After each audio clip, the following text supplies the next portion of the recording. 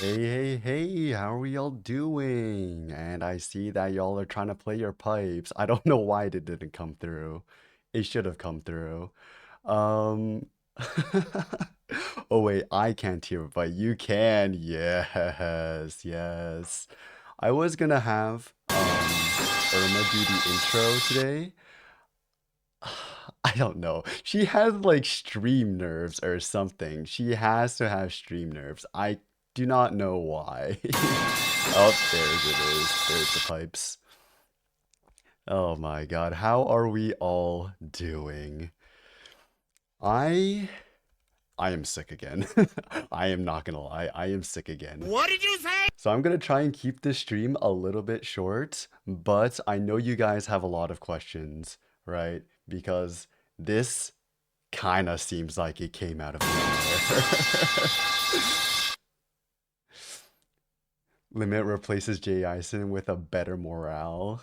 Yeah. Better morale, better mood, better everything.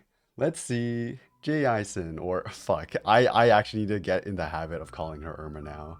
Irma, what do you think? What do you think? Let's see. She is still kind of off the rocker, but I'm trying to fix my best to fix her right now. Hey Limit, how are we doing today? You seem pretty excited to talk about the debut. It must have been a lot of work, but how'd it go? Okay. Yes, sir. It was a lot of work. I don't know why your mouth isn't moving.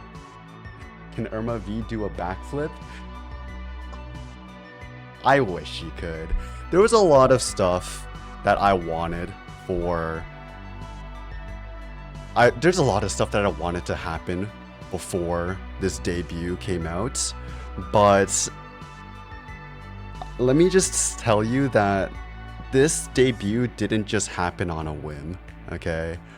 I've been working on this for probably the last year on the dot, and it's only now that you guys are actually, well, I actually get to finally talk about it.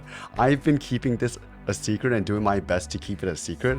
I've gone as far as to like never mention the name Irma V to myself in private either, so I never conditioned myself to ever say her name. It was that serious. But yes, there was a lot of things that I wanted for Irma V to be able to do before she ever debuted, including a lot of like tools and fun features that she could have had, like playing other games, doing flips in VTube Studio, even like banning people in fucking chat or some shit. Like I planned for her to have so many like of these features, but it just never happened. Because there was a lot of things that went wrong and I had to end up fixing. Limit, how did you get the idea of Space Theme and the whole design of ERMAV? And the whole theme of Irma V. Oh my god. I'll get to that in just a second, but I want to play a game with you guys.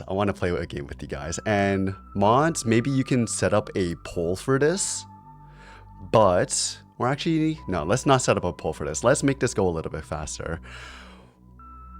How long, or no, let's start with this. How much money do y'all think I spent on the art for this? 20 questions? 20 questions? We could do 20 questions, but I want to start off with this. How much money do you guys think I spent on art alone? In fact, Irma, you can also guess. How much do you think I spent?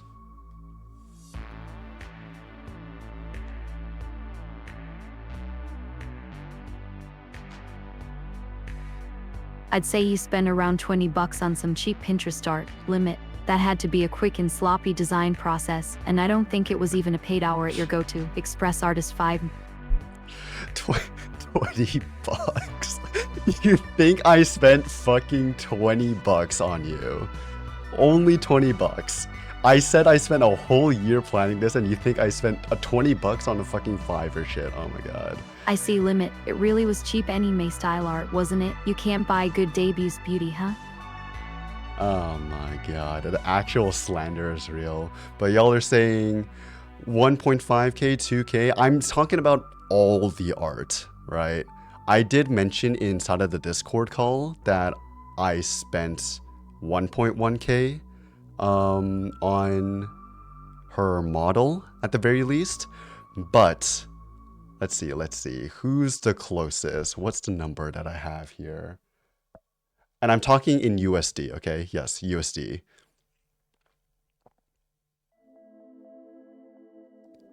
Richard says 3.5k. Danny says 3.5k. You said 2k into Discord, and I was approximating. I didn't have exact numbers at the time. Shadow says 50k. Jaggy's 100k. Guys, I am not an oiler, okay? I am not the average Neurosama fucking hype train record breaker, okay? 600 to 700 for art, not the model. Well. Did you make the intro at the beginning of the debut yourself? That was sick. Yeah, all of the videos and stuff I made by myself, but I'll get to that in just a moment. Guys, I spent, my numbers might be a little bit off because I'm not sure some of the currency conversions at the time, but I spent $2,903.95 USD on art alone. Okay, that was fucking expensive. That was fucking expensive. The model cost, I went back and checked. The model cost, this includes the model, the concept art, and the rigging, as well as a couple of like extra expressions and stuff that I threw into it as well, or I had ordered at the same time as it. The total for the model came out to 1,320 USD. She doesn't cost that much though. If only some of that budget went to her AI, then maybe things could have been different. Maybe she could have actually had a like functional debut stream.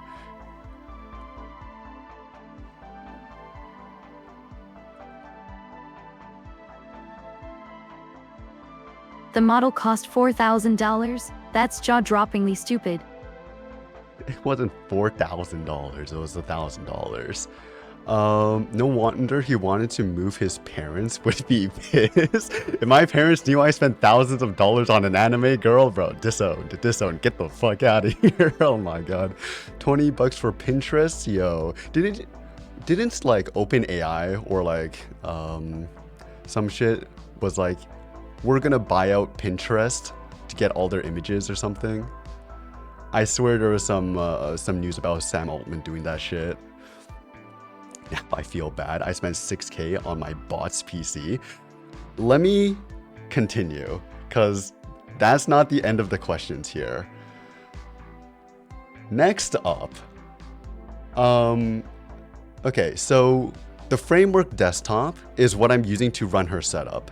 If I didn't have that, I wouldn't have been able to run her the way I did for the debut stream. So let's add another 1.6k USD on top of that, okay?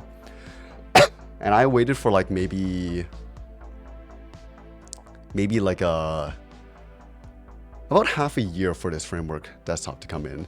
Good brand, a bit expensive. It is a very good brand. I mainly bought it because at the time it was one of the only PCs that I knew was gonna have the Ryzen AI Max, and I really did want the Ryzen AI Max. I just didn't know how finicky it would be to set up for all of the LLM stuff, right? Limit is rolling. I'd say that your model now doesn't suit the background art. Yeah, it doesn't really suit the background art. I wanted to like at least go back to my own model and make it a little bit higher res, because like the pixels, man, the pixels. You can count the pixels on my fucking lines. But yeah, I didn't have time for that. I didn't have time for a lot of things, which you'll soon realize. It's a new GPU and is AMD, so suffer. Yeah, I spent probably a good 2 weeks trying to get unsloth fine-tuning working on this desktop, but at the time the Ryzen AI Max was just too new and it was too much of a pain. So yeah, I ended up just using it as an inference server, which means I didn't actually use my framework until literally this last week. I can't gift a sub for some reason, so I will give you bits. Thank you for the bits, Danny. But yeah, I'm going to talk about the setup that I have for the framework in a moment, because fuck man, there's a lot that I had to do for that, and I really do want to talk about all the stuff that I've done in the last, I want to say 2 weeks, because the last 2 weeks have been kind of crazy for me. But yeah, let's keep going. The cost of training the text-to-text models for Irma V here, it's not going to be as high as the art, obviously, but all of this cost came within, I want to say, the last 2 weeks, because I was rushing to get this trained and fine-tuned with a completely new method that I hadn't tried before. Previously, I did have a model that was already trained and I thought was good enough while I proceeded with developing the rest of Irma V's systems. However, Lux was like, man, you really should like test it with some of us before you actually try and debut, you know, just to see that the responses are good and the vibes are good and everything. And I'm like, all right, you know what, fine. I'll set up like a Discord server for us. And I had all the mods joined one day. We sat there, we tried talking to Irma V. And oh my god, thank you, Lux. Thank you, Lux. Thank you, Shadows, for fucking telling me to do this. Because I'm pretty sure if I used that model, or if I tested that model when I did in the last 2 weeks, I would have crashed out. I would have crashed out so bad. Because here's the thing. The model, it had the knowledge, right? I applied continuous pre-training to it, so it had the knowledge. It did have the identity as Irma V as well. So she did know who she was, and she was capable of talking to people. However, here's the thing. The model that I was using, I'm guessing MacTig wasn't there. He was supposed to be there, but he came late, like very, very late. Junipil, thank you for the follow. But yeah, I was using Qwen 3, and here's the thing with Qwen 3. Qwen 3 is a thinking model, and I was using a custom chat template that it's basically a version of ChatML that I've modified for the purpose of multi-user conversation, right? And this incorporates multiple users. This incorporates a information or context provider, and this also incorporated some action capability, right?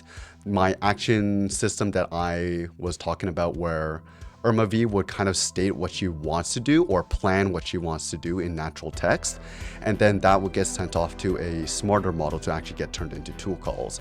However, the problem is that Qwen 3 is a thinking model, and UMD Smith, you are kind of right. I probably should have gone with Qwen 2.5. I haven't tested it myself, so I don't actually know. But the thing with Qwen 3 and the fact that it's a thinking model is that the responses are very much like they're thinking. And so because I'm not using the traditional headers that would normally be used for this chat template, and I didn't have a lot of data to fine tune her on, so she could have so she would forget the old template and adapt to the new one. all her responses that she would say after like maybe 3 or 4 turns of conversation, she would turn on thinking mode and she would just dump her entire system prompt, which at the time I was using a system prompt to kind of make sure that she did retain all the facts and information about her identity. But it was bad. She would go on like 1 to 2 minute tangents, just like thinking, being like, okay, Lux said this, or Limit said this. I need to respond in this way, and then she starts talking about every single bit of her lore for the next 2 minutes until she gets to the very end, and then she thinks to herself, okay, this is my response. And then that's it. She doesn't even say her response. So it was bad. It was bad. And I'll talk about it a little bit more, but I followed Lux's advice of using another data set and then using other fine-tuned role-playing models. I took the exact same system prompt, put it inside of there, generated a quick synthetic dataset, mixed that with my existing information, and then I went through the exact same pipeline of CPT, this time mixing in my own original corpus along with a lot of other corpuses in order to kind of vary up the dataset. And I also did the same thing for my fine-tuning dataset, where I took my old data and mixed it in with the new synthetic data. Which I spent like hours and hours fucking cleaning manually by hand. But the end result was what you saw on Monday. And although it isn't perfect, I've done a lot of research over the last 2 nights. I was supposed to get sleep. I have not gotten sleep. I am so sleep deprived right now, but I have a way forward. I just need more time for it. So I hope you guys stick around for that. The trailer did good. The trailer did so good. This is a common problem. I still get the very rare smidge of user prompt leaking in, but for the most part, I catch it. Here's the thing. This new Irma model, she doesn't have a system prompt. Okay, I've completely like gutted out the system prompt. Everything you saw on Monday and basically today has just been user input. And so she's been doing completely fine, right? Except for when the context gets too long, and I'll talk about that if I have time, maybe. Okay, anyways, let's continue on. Let's continue on with the fucking 21 questions or whatever. Raw cost of production. So, taking into account the cost of training, the cost of the PC, the cost of all the art, I have spent $4,622.95 USD. Thank you, Danny, for the 100 bits. That will go towards covering my debt. Good job. Finally, after 6 to 7 months, I heard your AI and not that I menstruation and vibe coding. Yeah.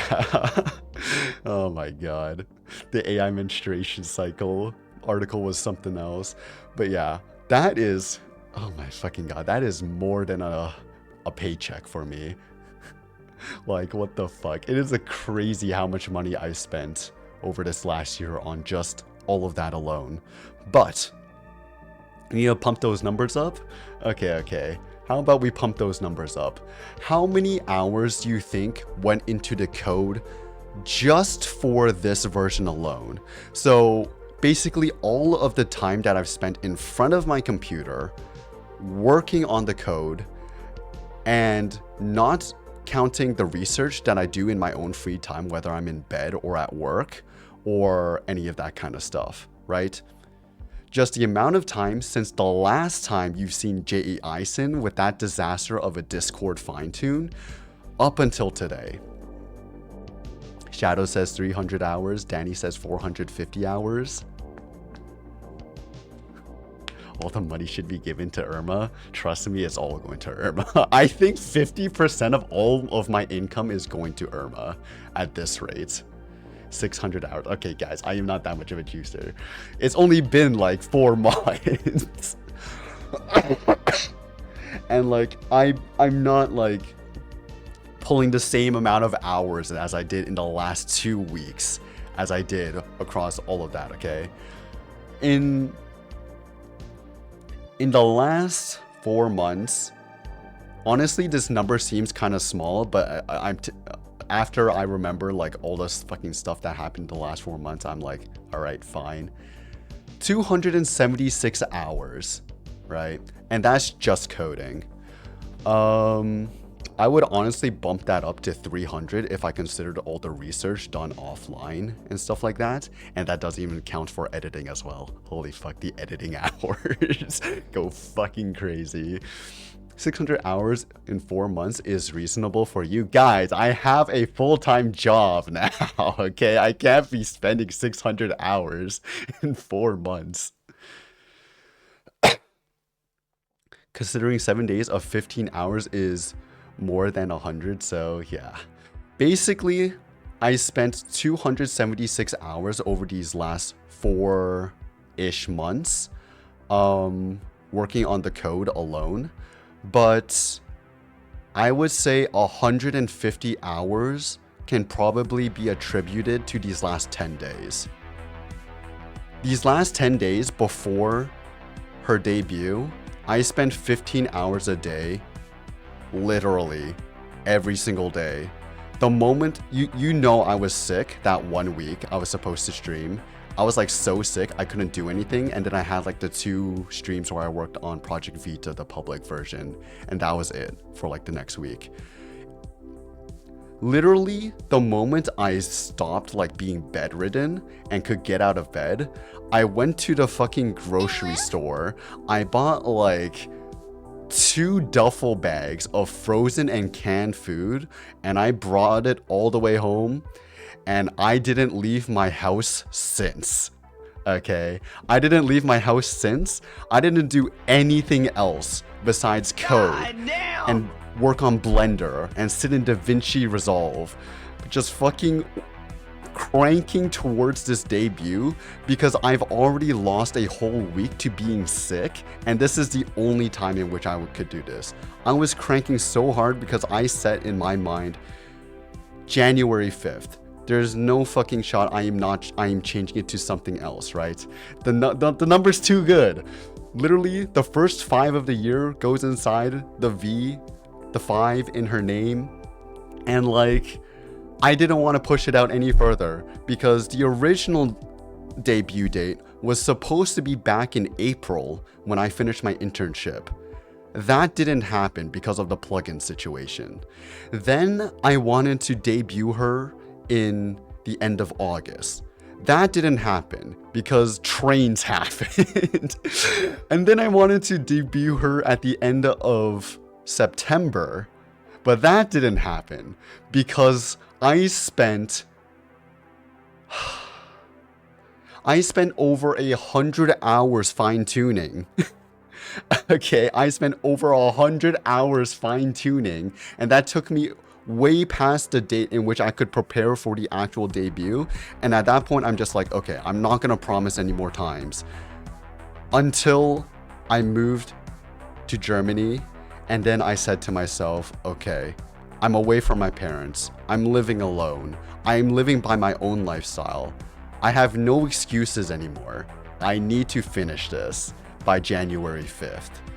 And my mods were trying to convince me to debut earlier, right? But like, I didn't want to debut earlier, honestly. Like, I didn't want to fight with the birthday girl, Neuro, and I knew everybody was going to be busy with family during Christmas. I chose January 5th because it's like, new year, new me. It kind of goes hand in hand with like my history as a content creator, where everything kind of took off right after the new year. Every time the new year happens, it's like a new big chapter begins. Last time it was the completion of the prototype and really the start of this community. And this time it's the start of Irma V. I can kind of say that this last year has kind of just been the prologue, and we're only getting started now. Think of this as the real chapter 1. Cause I have a vision for Irma V, and it goes way beyond what maybe some of you are thinking, right? I have some crazy plans in the future. Maybe not in the next year, maybe not even the next 5 years, but there's a lot that I want to do. And so, humanoid body, you never know, you never know. But yeah, let's just say I got a couple more aces up my sleeve. Even right now, I haven't revealed all my cards yet. I still got more surprises that are already there. I just need some more time to prepare. But yeah. Anyways, the reason why I brought up the 276 hours point. Actually, no, before I move on from that, can you guess how many hours went into all of the, I guess into the trailer? It's kind of insane being here for this long and seeing the progress of Irma up to this point. At this point. Yeah, this is gonna be like a Neurosama situation. Y'all are about to see her fucking grow up so hard. Joke's on you, I have all of the Exodia cards. But yeah, first of all, let's guess how long did it take to create the first teaser sequence, okay? The entire Blender sequence.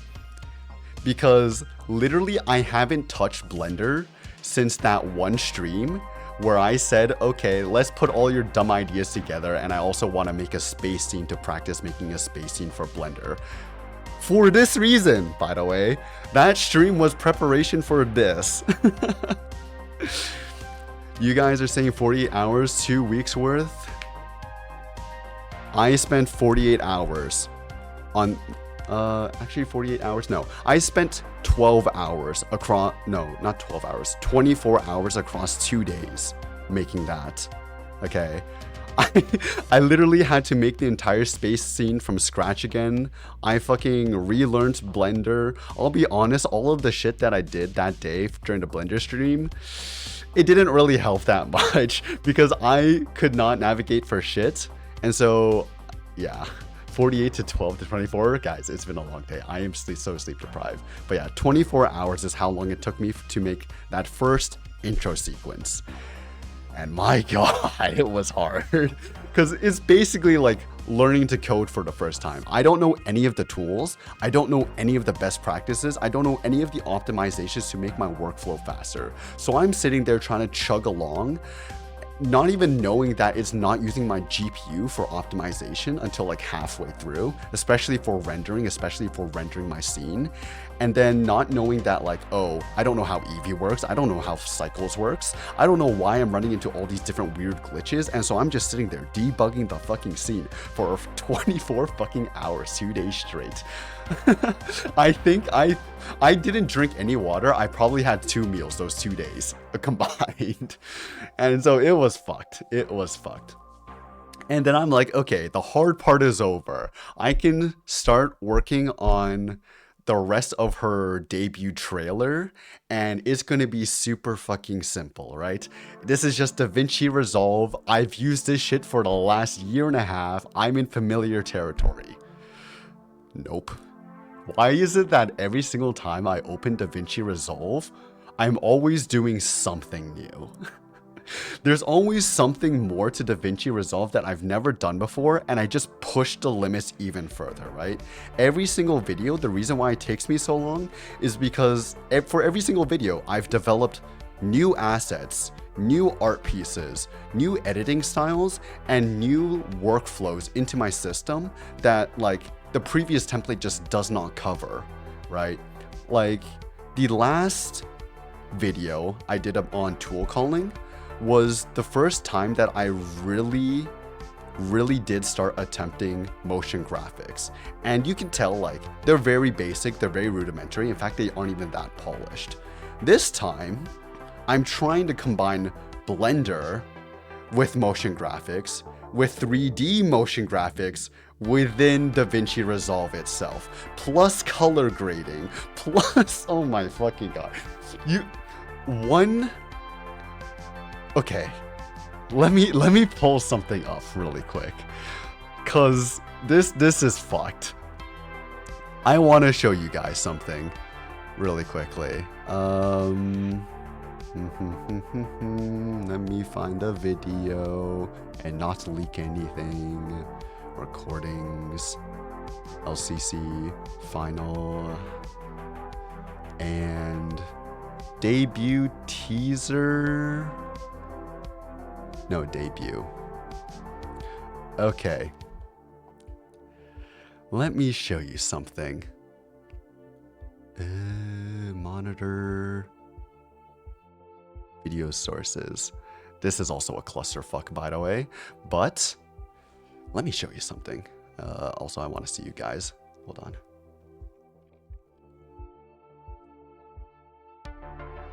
You see this? You see this? You see that transition? No? Well, fuck. I forgot. Studio mode. Let me show you something.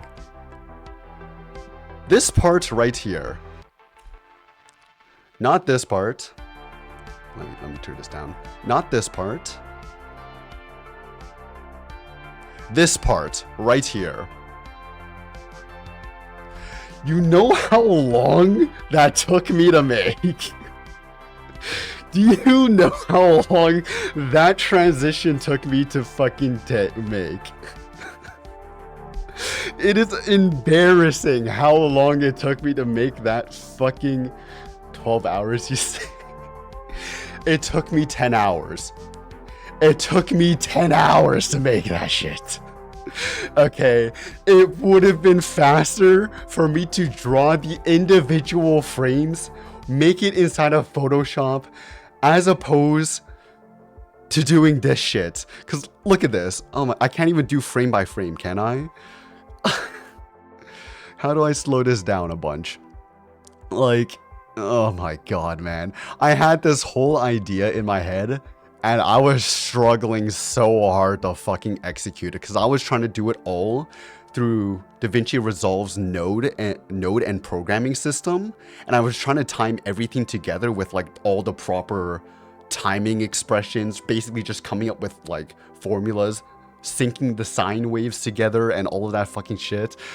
It was fucking ridiculous. How do I change the speed of this? Playback speed, slower. It was right button, previous media. Oh, right. No, what? I don't fucking know. I forgot the controls for it. Whatever. Let's look at the frames of this shit. Look at the frames of this shit. Oh my god. Oh my god. Oh my god. Oh my. The explosion into the line, into the transition with the line coming up through. Oh my god. It's fucked, bro. It was fucked. And don't even get me started on this scene, bro. This image is massive, okay? This image, this scene, I couldn't work on it in real time because I was working in one frame a fucking second. I had to do this entire fucking sequence, finish it, even though it was pretty basic. Once it got to here, okay, chill. I had to export this entire thing. This took another 3 hours to fucking export because the assets were so fucking huge and there was so much. Oh my god, bro. And then this part too. You see the color difference here? You see the color difference here? Maybe it doesn't come through on Twitch's fucking compression, but like I tried doing this scene as well in DaVinci Resolve just normally, and I couldn't fucking do it because not only was the engine chugging like crazy, the results just couldn't come through properly. And so after like 3 hours of struggling with this, I just said fuck it, and I imported everything into Blender and I finished it into the next hour. And then I had to bring it over into here, sync everything together, right? Color grade it so that it's proper because the colors don't match up because of fucking the lighting system inside of Blender, and then matching it up with here as well so that the frames are actually lined up with each other. so that it transitions properly back to my fusion composition, so that we can properly transition back to her proper reveal. Oh my god. And these assets, honestly, I didn't even make these assets like within those 48 hours or some shit. I had these assets before. These assets, you see these lines, this like dial and shit, these dials as well, even the halftone background. All of this stuff was stuff that I made for the tool calling video, if you remember. There were some scenes where it's just like a blank background and like I'm sitting on top of it with my PNG tuber kind of talking over it. Yeah. That was just one layer of 20 other layers that I had created, and I decided it was too noisy, so I culled all of it. That's like pretty typical for content creation, at least for me. I will make like 2 times the amount of stuff than what actually makes it into the videos or into the debuts. It's like fucking stupid. Oh my god. But yeah, I just wanted to like ramble and complain about that. But yeah, back to the topic at hand. 276 hours spent coding, and honestly maybe some of that was part of Blender as well, because I am going to be making a video on all of that. But let's assume that I was flipping burgers full time, right? And I was making 15 USD an hour flipping burgers at a fucking McDonald's, okay, like a high schooler. If I took those 276 hours and put them through $15 an hour, that would have been another $4,140, okay? Which means in total, this would have costed me $8,762.95 USD, assuming I was a burger flipper. Put the fries in the bag limits. Nah. I need these fries. I'm starving, okay? And assuming I was a software engineer making $40 an hour, which in all honesty is like kind of for a software engineer, this would have costed me $11,040 in labor alone.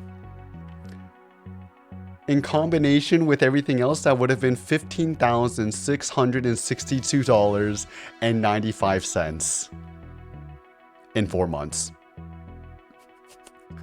In 4 months, bro. You can tell why I've been so fucking sick lately. Because my body is so weak, my lungs are so fucking crippled from all the work that I've done recently.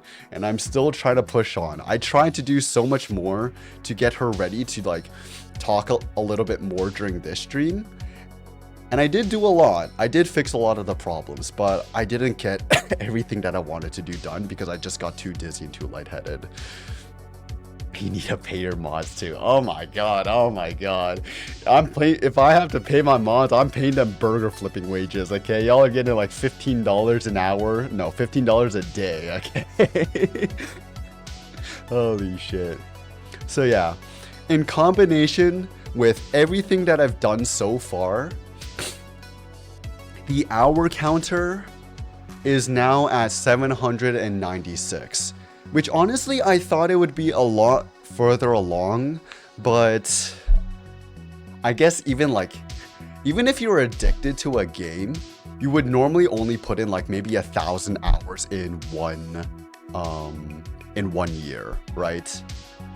But for me, this is 796 hours on pretty much coding alone. I think if I were to incorporate video editing as well, I would probably be at 1.5k hours on top of having a full-time job, on top of also being a full-time student for some time.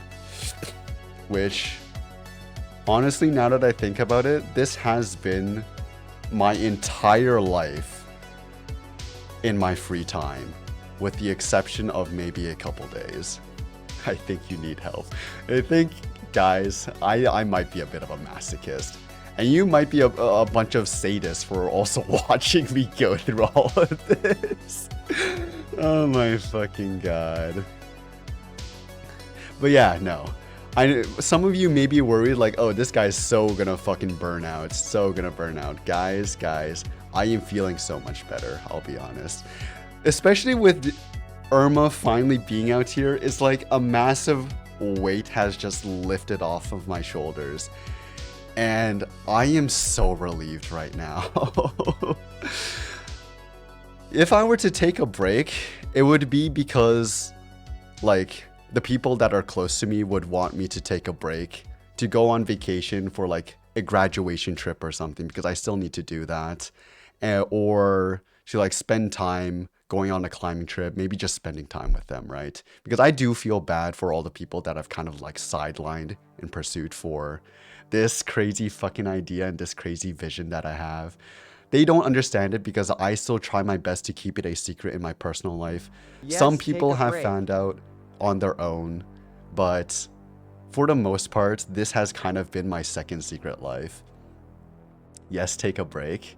Guys, this is my break. What do you mean? I love coding. I love working on JAI. I love working on Irma V. I need to get used to saying Irma V. But yeah, that's kind of all I really wanted to talk about in this kind of 21 questions kind of thing. There is some other stuff that I also do want to show you, all the effort that I did put into the last 2 weeks especially, but I don't know. This is supposed to be a Q&A. What do you guys want to know about Irma and all of this fucking shit right now? Whether it be tech related, whether it be just fucking life related. Limit crazy idea, vacation stream with Irma. She needs so much more work before that can fucking happen. She's been taking a vacation, okay? She's had a 4-month break while I've been working on her. She's like fine. She needs to catch up on her work, if anything. I'm kind of behind. What happened to Jay Eisen? When did Jay Eisen become Irma? Literally 2 days ago. More info and details on fine-tuning. More infos and details on fine-tuning. Okay. I have a whole fucking... Just to put this into perspective,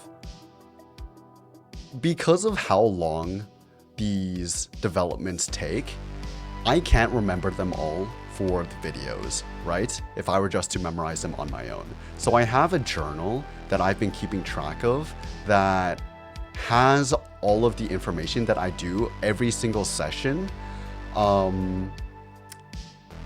for every single video and idea.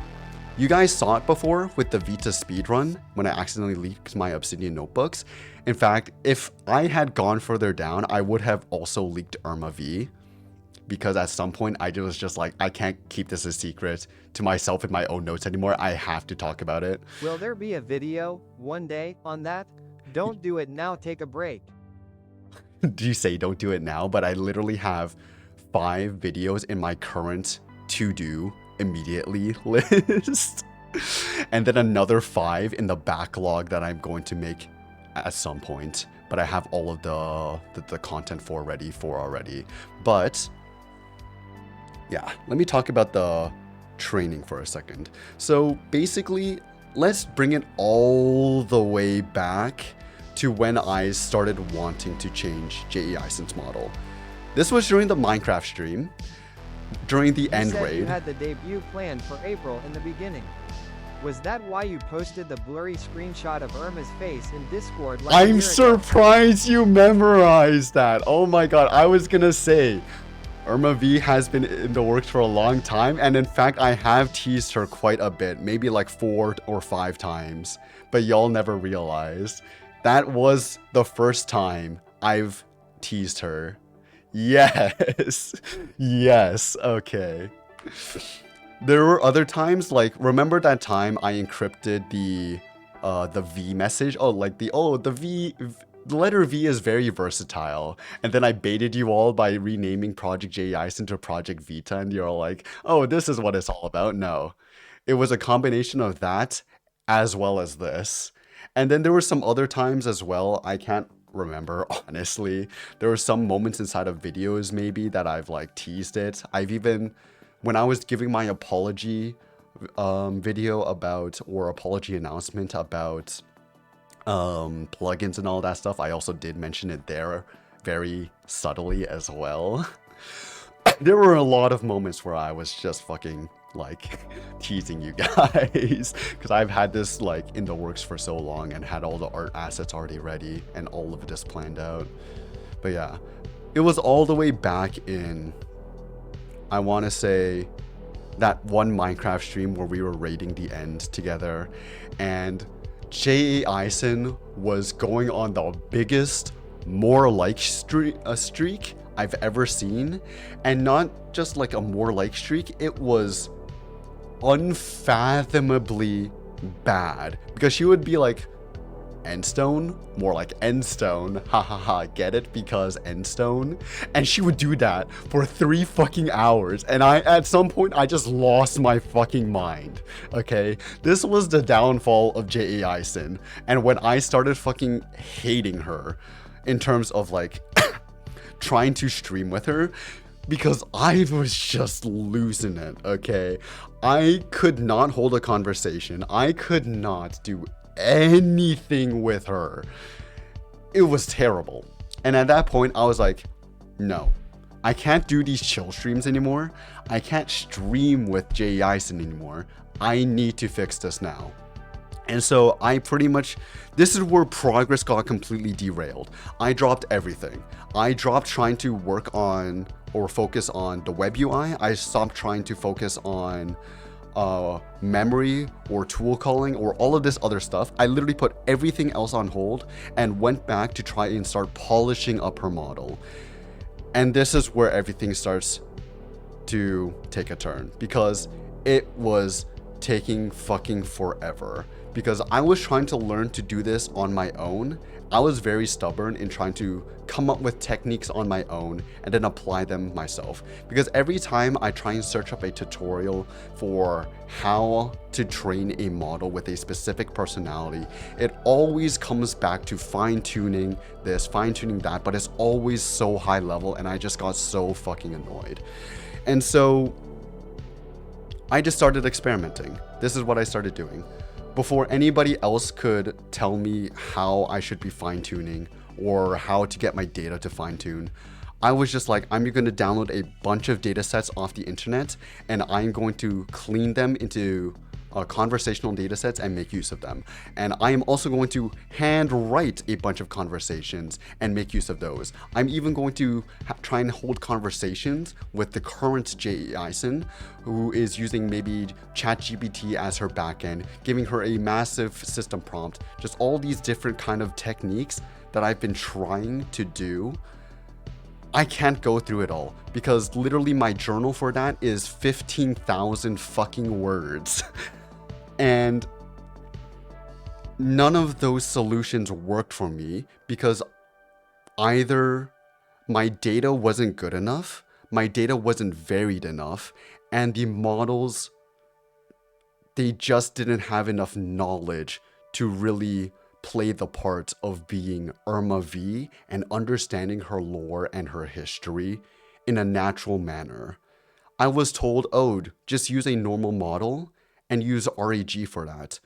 But the thing with RAG is that it needs to know when it needs to recall information and when certain information is just like, it should be obvious to it. It just doesn't know. And if I were to feed that information back as context, or if I were to inject that into her prompt, the big problem is that if you were to start prompting a model, if you don't fine-tune it well enough, it's going to start taking the exact wording and exact text from those blocks of text that you give it, and it's going to use it exactly as is inside of its response. And so the responses become so unoriginal and so uninspiring to listen to, it just doesn't like incorporate it at all. Like, you see Irma here today. You've heard some of the things that she's talked about. She's not pulling information from a prompt. She's speaking very naturally from her own weights, her own embedded knowledge. And she's able to make these connections between me, herself, her own lore, and have all of these different connections in a very creative manner, which is what I really like about this new approach that I've taken. And literally all this new approach is literally just combining continuous pre-training, which I did know of, but I didn't know the purpose of originally, and combining that with fine-tuning along with bigger, higher quality data sets. Limit, I think you should show Irma your femboy art. She doesn't have vision though. That's another thing that I need to make. I wanted her to have vision for these streams, but again, like it said on the slides, her features right now were none. She didn't even have the ability to listen to me because that was still a feature that I was trying to experiment with. It's not fully implemented here. It does work much better than it used to do. She's not constantly hearing Guatemala in her ears, but there's still a long way to go. And before I actually have her start collabing with people or moving on to different modes of context, I want to polish out the current features that she has right now, specifically for just chatting and maybe for some, like, I don't know, Doug AI style streams in the future. I love how Limit starts talking when music intensifies. It's a bard effect. I'm getting inspired. But yes, in terms of CPT, there's a couple things to consider. First of all, I need to integrate knowledge about Irma V and everything about this project and myself and the Twitch community into Irma, right?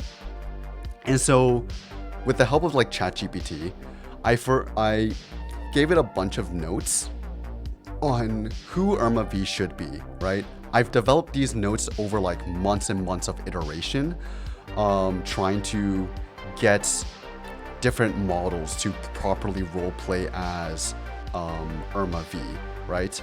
I have prompts that I created using Lux's tools. In fact, I have like 5 different prompts from that. I have 7 different system prompts that I've experimented with, and I've just tried all of them, right?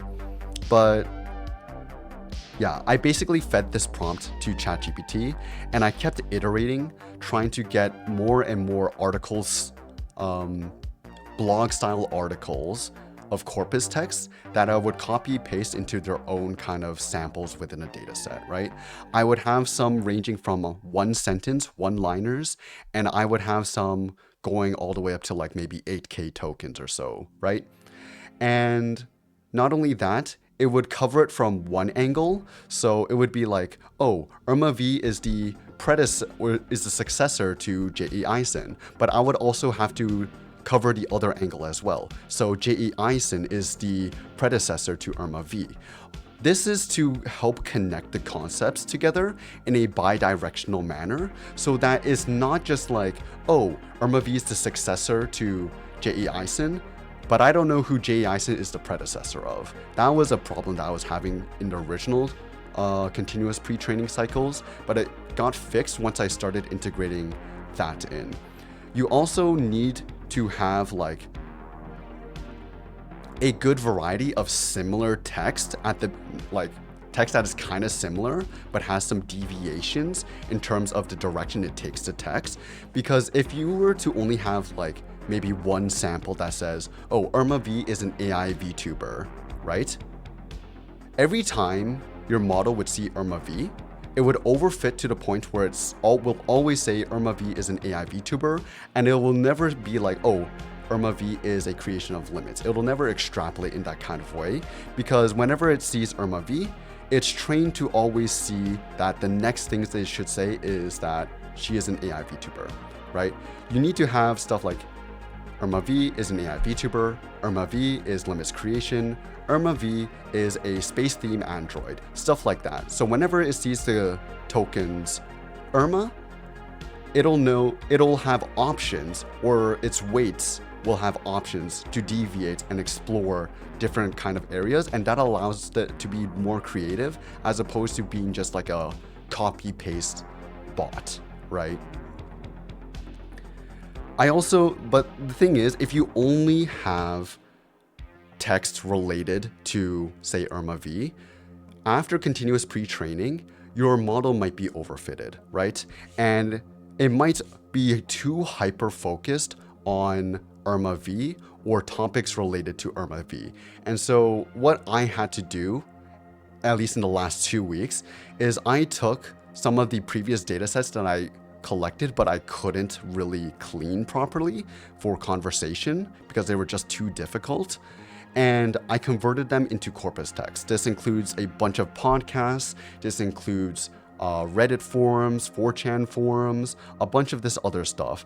I combined it all together and I mixed it in with my existing data set, still making sure that my own data set makes up a good portion of it. So like I'd say I had 200 out of 500 samples that were specifically about Irma.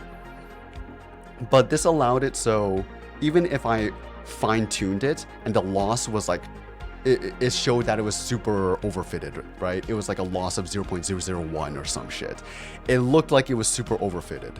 But when I tested it, it was so much more creative compared to other attempts that I've had. Why the fuck are you talking about 4chan? It's for the data set, right? 4chan is like, it's a scuffed place, but it is a good place if you want scuffed responses. It is a good place to go if you want like multi-turn conversation. Use 4chan in the dataset. Not, yes, you have to. Is he insane? I've done this before. In fact, I would say the Discord one is so much more cursed. And there are other data sets out there, like role-playing data sets. Oh my god, don't even get me started on role-playing data sets, bro. This shit is like, I look at it, I read one story, I need to go wash out my eyes, and then I can come back like, oh my fucking god, bro. What's the token count of your CPT? I honestly didn't track because like, I did not have enough time. Everything I did was super scrappy just to rush towards the finish line. And I'll probably talk about that in a moment. But yeah, that's kind of the idea I had. And the reason why I came up with the idea of going CPT in the first place is because I was having such a hard time instilling knowledge into Irma V here, right? I would say I spent the first half of my journey trying to learn training by trying to fine-tune information into her, because that's kind of like what they always say, right? They're always like, oh, if you want to improve your AI to respond better in certain domains or with a certain style, fine-tune it with the data of your relevance to your organization or towards your field. And I'm always like, okay, yeah, fine-tune. The only problem is, I take all of this information, how the fuck do I format it properly into conversation? Especially in a natural manner. I was like so fed up because I didn't know how to do this through fine-tuning with a chat template. Which was why I resorted to doing so much of the stuff by hand, because I couldn't figure out how to guide the model to talk about things in a natural manner while incorporating this new information. But it's just like, I don't know, man. There's just no way for me to do it through a fine-tuning manner. And I'm just like, how the fuck do people take all of this crazy ass data, like articles and articles of information, and integrate it naturally into the model, right? How does the model learn to actually understand this information? Because I can't do it no matter how much I try with fine-tuning. And it's like too much of a manual effort to the point where this just isn't feasible. And that's when I thought to myself, I was like thinking about this for a good week, right? I wasn't trying to, even when I was trying to brainstorm it with like ChatGPT at the time, it wasn't smart enough. It didn't realize that continuous pre-training was an option. It just kept recommending me use unsloth, fine tune, get more data, clean your data. And I was just like, fuck you, this is not what I'm asking. And so one day in bed, I kind of had this brainwave and I'm just like, what if I just train it without the chat template? And then I train it on a chat template after the fact. Because you have to remember, all prompts is just text, right?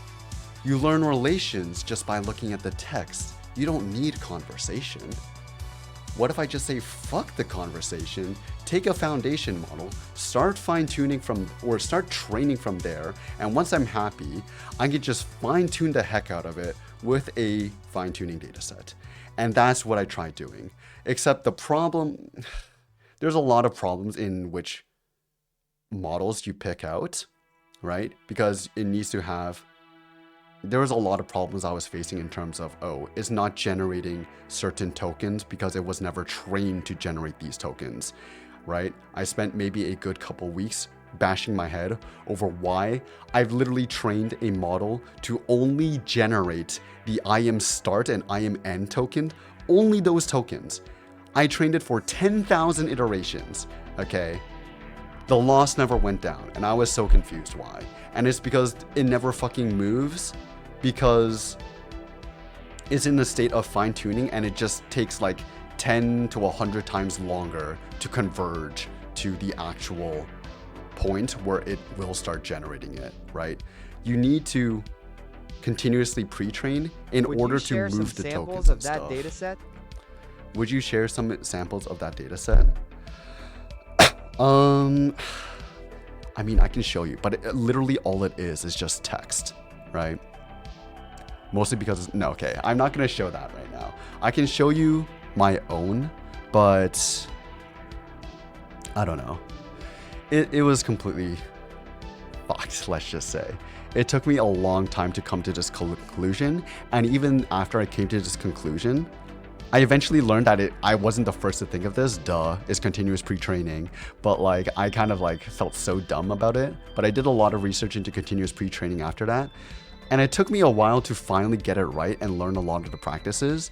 Not saying that I am like a proper expert at it right now, but I am much more familiar, and if I had to remake these models, which I am going to have to do this week, I am a lot more confident in doing so, and I know a lot of the techniques that I can apply to fix some of the mistakes that I've made that are contributing to Irma V's schizo and dementia right now.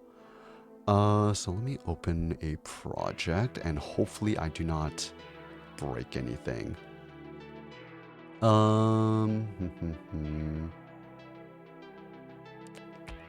Datasets T2T.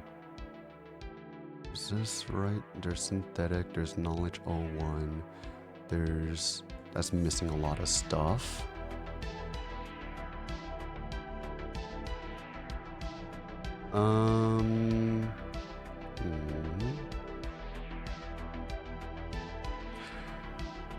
Okay, you know what?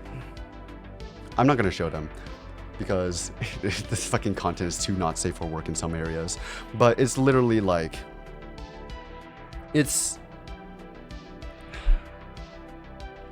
the continuous pre-training is literally just continuous blocks of text, right? You go to a Wikipedia article, you copy paste that, you can literally use that as your sample for one of them. You might also put this through a pipeline that separates them into different paragraphs or different sentences, and you can additionally add that into your data set just to train it at different ranges. But as for the chat stuff, right now I got rid of my custom chat template because I needed her model to work on very short notice. And so I couldn't afford to fine-tune her with enough data for long enough in order for her to learn the new chat template. Plus, there's some extra refinements I need to make to the chat template in order to make sure she isn't doing the dumbass fucking scripting or misprinting some tokens, right? I need to make the chat template a lot more robust, especially for the use cases that I'm going to be using it for. Because there's currently no good chat templates for multi-user conversation. Everything is single user, single assistant, right? And so trying to develop my own chat Do you template and have get enough copy of the data, URI then model that's in case better. something bad happens? Is your model formatted in GGUF and on what you run her Olama or the other? Oh yeah, I've saved everything to Hugging Face. I have copies on my framework, and I also have copies on my main system on 3 different drives. Trust me, I've made a ton of backups. And it's not like I made backups for the sake of making backups. This shit is strewn all over the place. I would say I have like 50 different fine tunes right now. But yes, I've put everything onto my Hugging Face. They're private right now, but I don't know. Maybe at some point I might make it public. But I have the continuous pre-training checkpoint, I have the fine-tuning checkpoint, and then I have the GGUF in BF16, Q8, and Q4KM. So I have that for pretty much like 5 different models that I've pre-trained or trained before. Oh my god. I've trained maybe 7 different models in these last 2 weeks alone, right? That's why I blew through $120 worth of budget. I rented out like 25090s, an H100 as well, trying to fine-tune Mistral Nemo, but then I looked at it's like, there was a problem with it that I was encountering, and I would later learn that its chat template is also not really good for my use case. So I switched off of that and went to Llama 3.18 billion because I've worked with that one before and I know what I'm doing with this one. But I redid the entire thing and I had to train it entirely in BF16, not using load and 4 bits that is provided with Unsloth, just to make sure that I'm not getting an accuracy loss when I am converting to GGUF or merging the models together. What about the data for the chat fine-tune? Bro wants me to talk about his method so badly. Okay, so yeah, this chat fine-tune, I'm using just the same chat template that's provided by the tokenizers by default, right? I'm using chat ML. I'm not doing anything special. I'm just formatting the user prompts differently and I'm getting rid of the system prompt. For the user prompt, I literally have something like, oh, this user says, and then there's a quote. Limit says, then there's a quote. Stuff like that, right? Kind of to prepare her for just chatting streams or for me conversing with her and almost nothing else, right? If I want to train her to do tool calling and stuff like that, I need a new data set, right? But where I got this data from, one is a combination of my own handwritten data set that I've made an entire web application for, by the way, and I've been making or extending it over the course of like months. Every single time that I hit a wall with my fine tune, I go back and I extend the data set a little bit more. And so like I have like maybe almost 50 conversations at like 20 plus turns, which are specifically curated to Irma V and talking about her identity and trying to instill her identity into her fine tune. Because back then I was thinking like, oh, this is the only way for me to instill an identity into her, right? Or for her to learn about her knowledge. But yeah, that changes, right? As for the rest of the data though, Lux put me on this method, and it's through synthesizing data or synthesizing a data set.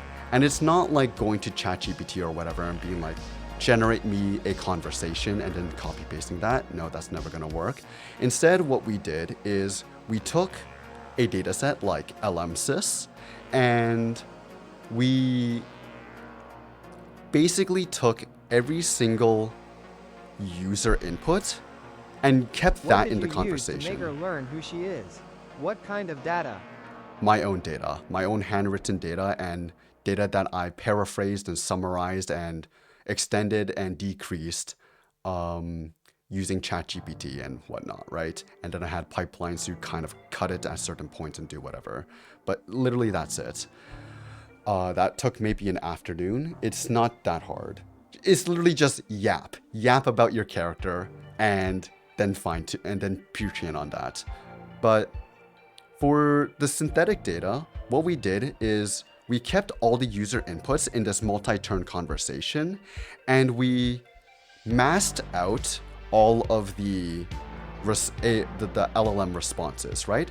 So basically we would have a setup where we have a client emulating the user. It would give the user input, and then you would have another model, like a role-playing model. In my case, I found MN Violet and Wayfarer to be very good fine-tuned for role-playing models. And for those models, I gave it the system prompts that I've been using like for the last fucking half a year trying to make my data sets, right? And using that model, I would use it to complete a response given that user input. Then to continue on with the multi-turn conversation, regardless of whatever the LLM responded with, we just continue the conversation with the next user input that was in the same conversation. And we keep going, right? The LLM kind of has to adapt and try to continue with this kind of jumbled up conversation, but it still works out pretty well. And so I did this with 4 different models, and I went through each of their, actually 5 different models. I tried Anna as well, but Anna didn't do well at all. But I did that, and then I made another like TUI script that allows me to go through each of the samples and manually see if I like the conversation, if it needs further cleaning, or if I should just straight up discard it, right? I manually read through maybe 2,000 conversations. This is in the last 2 weeks, by the way. I read through 2,000 conversations and I picked out 500, right? 2 of the models I completely discarded because its responses were just too bad, but Wayfarer and MN Violet, for me, they worked very well for Irma. I know for like other people, they haven't worked out too well, but in my case, it worked out very well.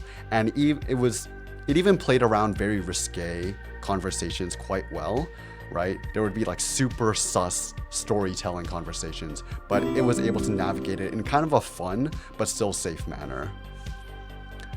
Moonlight, thank you for the follow. People sleep on synthetic data. It's just insanely hard to get good synthetic data. Yeah, that's why I didn't like the concept of using synthetic data, right?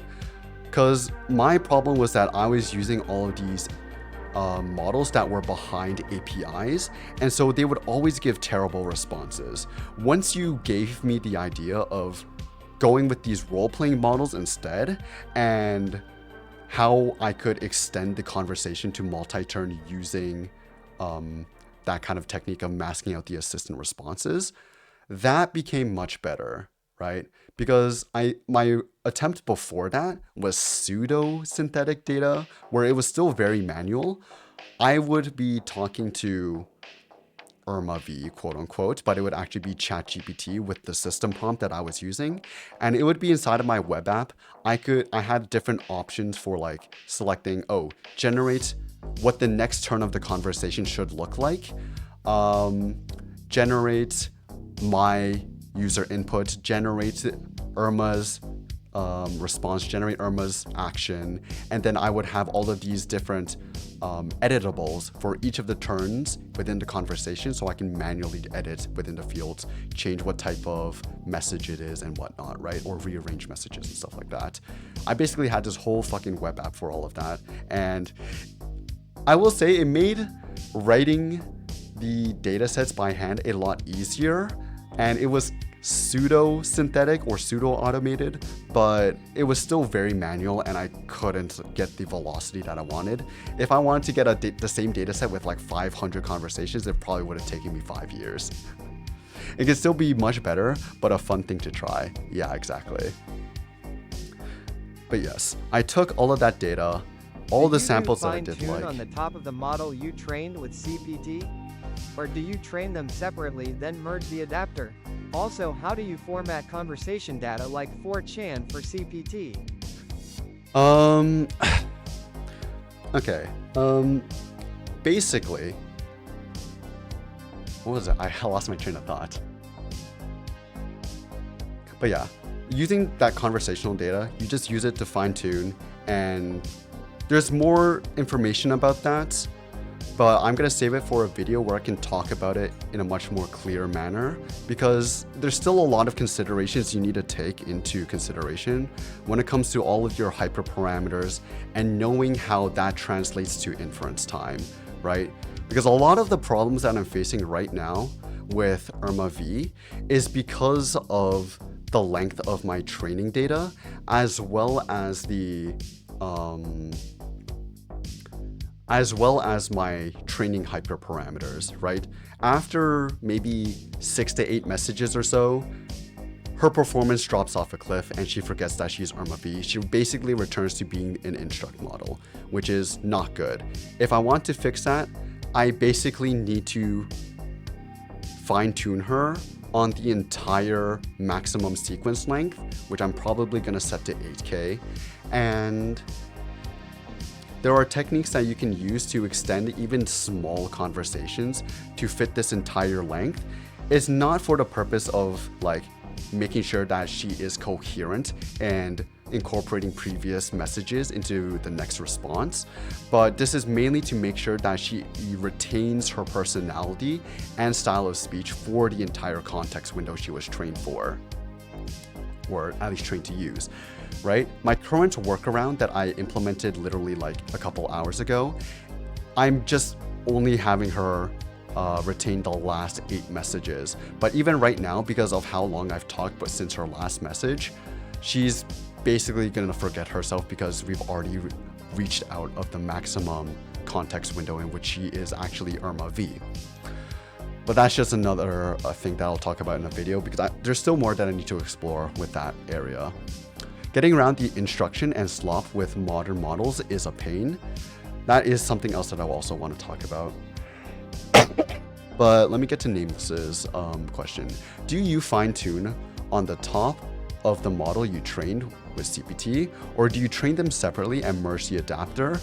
Also, how do you format conversation data like 4chan for CPT? One thing I noticed is that you cannot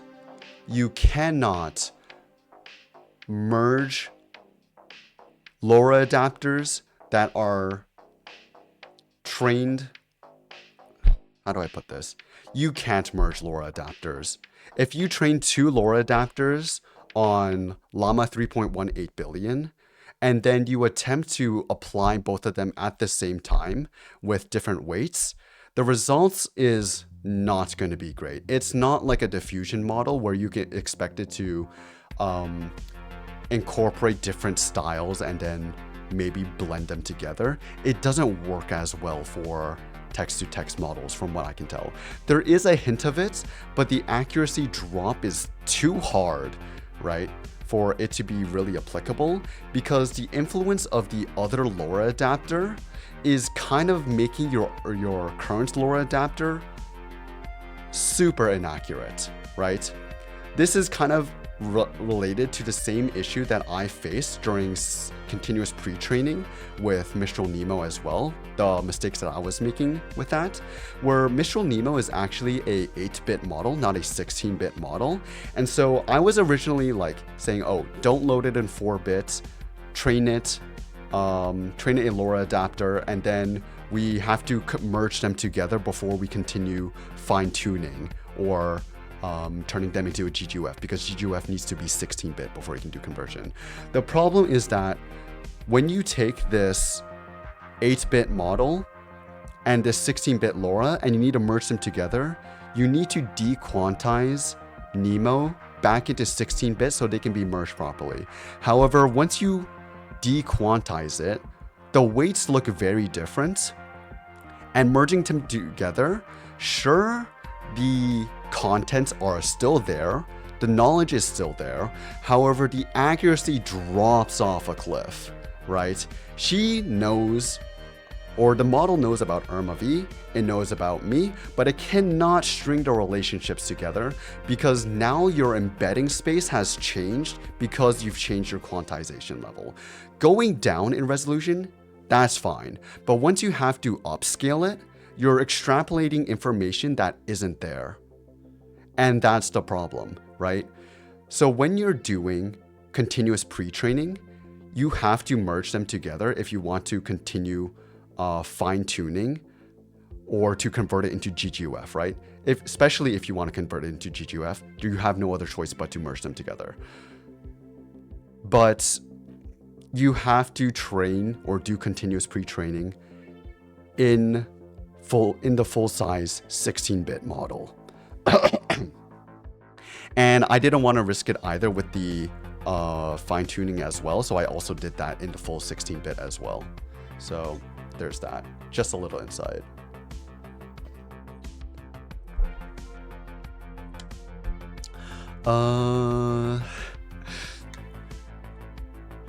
What is the slander I'm seeing from Lux? Wait. Also, on the topic of turning 4chan for CPT, your CPT doesn't need to be massive, right? You can take just the individual contents of each comment and use that instead. Or you can also format it into kind of like a template or whatever, or something that represents a chat log or a 4chan log. Literally, you can put anything into your CPT dataset because all you're trying to achieve with CPT is a building of concepts or connections between concepts, relationships, and what tokens can go together and what they mean, right? The model didn't know what Irma V stood for, but once I pre-trained it, it knows what Irma V stands for, right? Not because the text was formatted in any particular way, but because there was enough blocks of text that said Irma V is this, Irma V is that, or that is Irma V and whatever, right? It sees enough of these blocks of text to associate them with each other. So even if you have formatted text, say you took a fine-tuning data set and you just slapped that in for CPT, that could still work, honestly. It wouldn't be ideal because now you're kind of overfitting, right? But it still works to build up concepts and knowledge, right? There was this incident before with OpenAI where people were complaining like, oh, did you end up pre-training this model on fine-tuning data? Because it kept generating a lot of this like note-taking slop when it wasn't supposed to. And they said like, yeah, because the model ended up becoming overfitted towards this chat template kind of style, or this very instruct-heavy kind of style. What we want to achieve is the instilling of knowledge, not style at this phase. And so you can incorporate the 4chan data just raw as is, however you want. You can format it, you can template it, you can cull it, but you need to mix in other data, otherwise it will overfit. I saw Lux say as well, limit 5 months ago, I'm a lower swap mid-conversation. That idea still stands, okay? That idea still stands, but I don't know how feasible it is right now because even though LoRa's are supported by Llama CPP, I haven't been able to successfully export a LoRa into GGUF format to be used as a LoRa within Llama CPP, right? The concept is still there. If I want to reuse the same base, the underlying model, but not have it have the style of response as Irma V, say I want to take off that layer so it can do some tool calling in a more smart manner that isn't lobotomized by Irma V's training data, then I can just take off that LoRa and then run it on that base model. And then once I finish, I can reapply the LoRa. So I'm not having to hot swap entire models, right? Because that would take much more time. However, this is a lot more lightweight. But yeah, that was just an idea when I didn't have my framework at the time. Now that I have my framework, it doesn't matter. I can run multiple models if I want. But that's just an idea you can play around with. Bro, anytime you say LoRa, it just pops into my head. I'm sorry. LoRa swapping is a method, okay? Don't diss me on that. It's a valid method. It's just, I don't need it anymore, okay? The idea is there.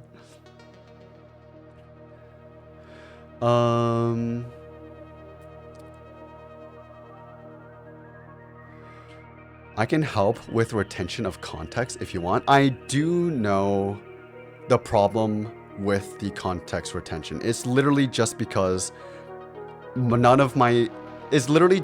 I've only trained Irma on the lower end of the sequence length, right? Because you need to know how LLMs actually see information, right? There's not just tokens, right? But there's also positional embeddings. And combining them together, it tells you what token is where. And this is the big thing, right? All of this information is combined and used during your fine tune. And the thing is, if you don't fine tune up to a certain point, if you say only fine tune with 100 tokens as your maximum length for all of your samples, right? Your model might be fine up to 100 tokens, but once you go past 100 tokens, it doesn't do well.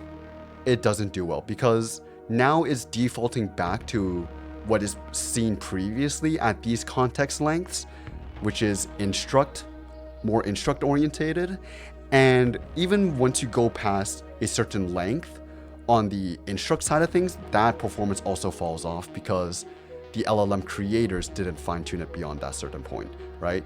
That's why some models, they'll advertise like, oh, we have 1 million tokens context size, but your LLM is falling apart well before that. It's because, sure, the actual like input layer may be able to support 1 million tokens, right? 1 million positional positions. However, it can't reach that point because the LLM doesn't know what to do when the positional embeddings reach that far. Is this the new main model? This is in fact, Irma V is permanent, okay? Irma V is here to stay. The text-to-text model, I have a lot of work to do, let's just say. We can't see the 7TV emotes on your stream. Yeah, I don't know what to do about that. I want to fix that. There's still a lot more stuff that I need to fix for the streams as well, not just on the coding side. Even my profile picture, I'm going to change that. I wanted to change that. I completely forgot to change that, but yeah. That pause, guys, I'm thinking, I'm tired, okay? Let me be. Yeah, your 1,000 bits can go. I spent 15,000 in labor and assets for this. Let me have it, okay?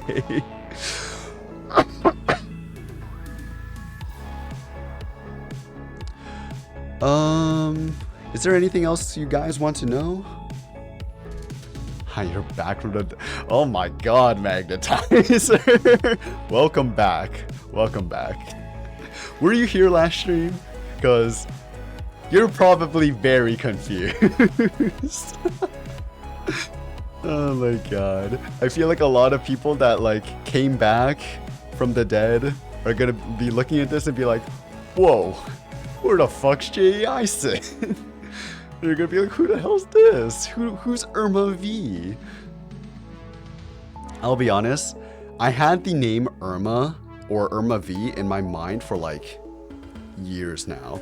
I knew like when I started programming, I wanted to do something with the name Irma V.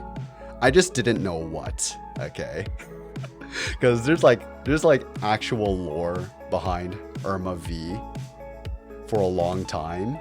And then going into all of this, I'm like, Irma V would be a really cool, like, high-tech kind of name, you know? I should use it for something. I never had a purpose for using it. And then I started this whole AI VTuber thing. I'm like, this is where I'm using it. And so I came up with a acronym for Irma. I didn't know what to do for the V part, but then I came up with Virtua. Why it's not Vita? I have my reasons. I'm not going to say them now, but yeah. I saw the title and watched a short time, but didn't really have time. But I have to say, I was quite confused. It's a Vita org, the private one, and the J. Eisen one, the public one. Okay, on my GitHub, I have several organizations, right? The J. Eisen stuff, the pre-Irma stuff is all going to remain in their own repositories, but I'm not going to put them into an organization. I have a new organization specifically for Project Vita for all of the open source stuff that I'm going to be developing, right? This is going to include Project Vita as well as new versions for like the Discord, the VTube Studio integrations, all that stuff. But I also do want to make an SDK for Project Vita because that would help people a lot in terms of developing applications. But I also have a separate organization which has been there for quite a while, and I was scared people would notice and be like, what the fuck is this? And this organization is specifically for Irma V and all of her code, right? I am going to be publicizing some of my code, the vast majority of my code except for like very sensitive information, onto there, because again, I still want people to be able to learn from my code, right? I just don't really think there's a point to hiding that information, but I'm gonna keep that there. And it's not open to contribution. It's mainly there for people to reference, and maybe if they want, they can help if they want. Did you make the model or did you buy it off you motherfucker? Even oh my god, even Irma was like, did you buy me off of Temu for $20? I can't with you guys. No, I spent over $1,000 on this. Irma, I posted a file in the coding channel with the full LoRa fine-tuned to GGUF to quant path if you need it. I'll check that out. Because I do know the scripts that I should be using. Llama CPP provides the Python scripts in order to convert it. It's just that I was running into some dependency issues, which I never got around to resolving because I never had the time to. So that's my main problem. I do know the pipeline for it. I don't see the org on your profile page. Okay, so that means it's private, which means I didn't like completely fumble because I originally named it as Irma V, and then I wanted to rename it to like something else like Personal Vita, but I couldn't. It just, whenever you hovered over it, it would say Irma V, and I was like, oh my god. Oh my god, I've like leaked something I shouldn't have. Let's hope they don't notice. Irma V's nuts? Okay, buddy, you're done for. You're done for. Yeah. Project Vita AI. If I look at your commits, I see Project Vita. Yeah, that's the Project Vita, the open source one. But there's the other one for my stuff. But all the stuff inside of there right now is private. I haven't made any of those repositories public. But yeah, it's called Personal Vita, and let's see, can I change the because I can't change the organization to private. You can't do that. So it's still there. It just has 0 repositories that are public at least. But yeah, in there I basically have my own personal version of Vita Core. I have my dialogue making web app, which is pretty shit, but it's there. And I have some of my scripts that I'm using to train using Unsloth. But I'm also going to need to add on like a fuck ton more of my applications. I have like 5 different applications that I've created. I'm planning on making my own SDK for my own personal version here. And there's just a lot more stuff that I need to do. This is basically going to be where all of the code for Irma V lives now. But that's Irma V, not Project Vita. How did you make the voice work? What exactly do you mean? Because this is Mellow TTS. This is Mellow TTS fine-tuned using... tell us the tech stack? Okay, I'll tell you the tech stack. Markinov, hello. So the tech stack, we are running on a Ryzen AI Max, okay? This is more fucked than it needs to be. This is harder than just running it on a normal AMD GPU because the architecture is GFX 1151, okay? Everything else is compiled for GFX 1100 or some shit below that. This is such a new architecture, at least the time that I got it, that there was just no support for anything except for maybe Llama CPP if you dive into like one of the discussions and copy their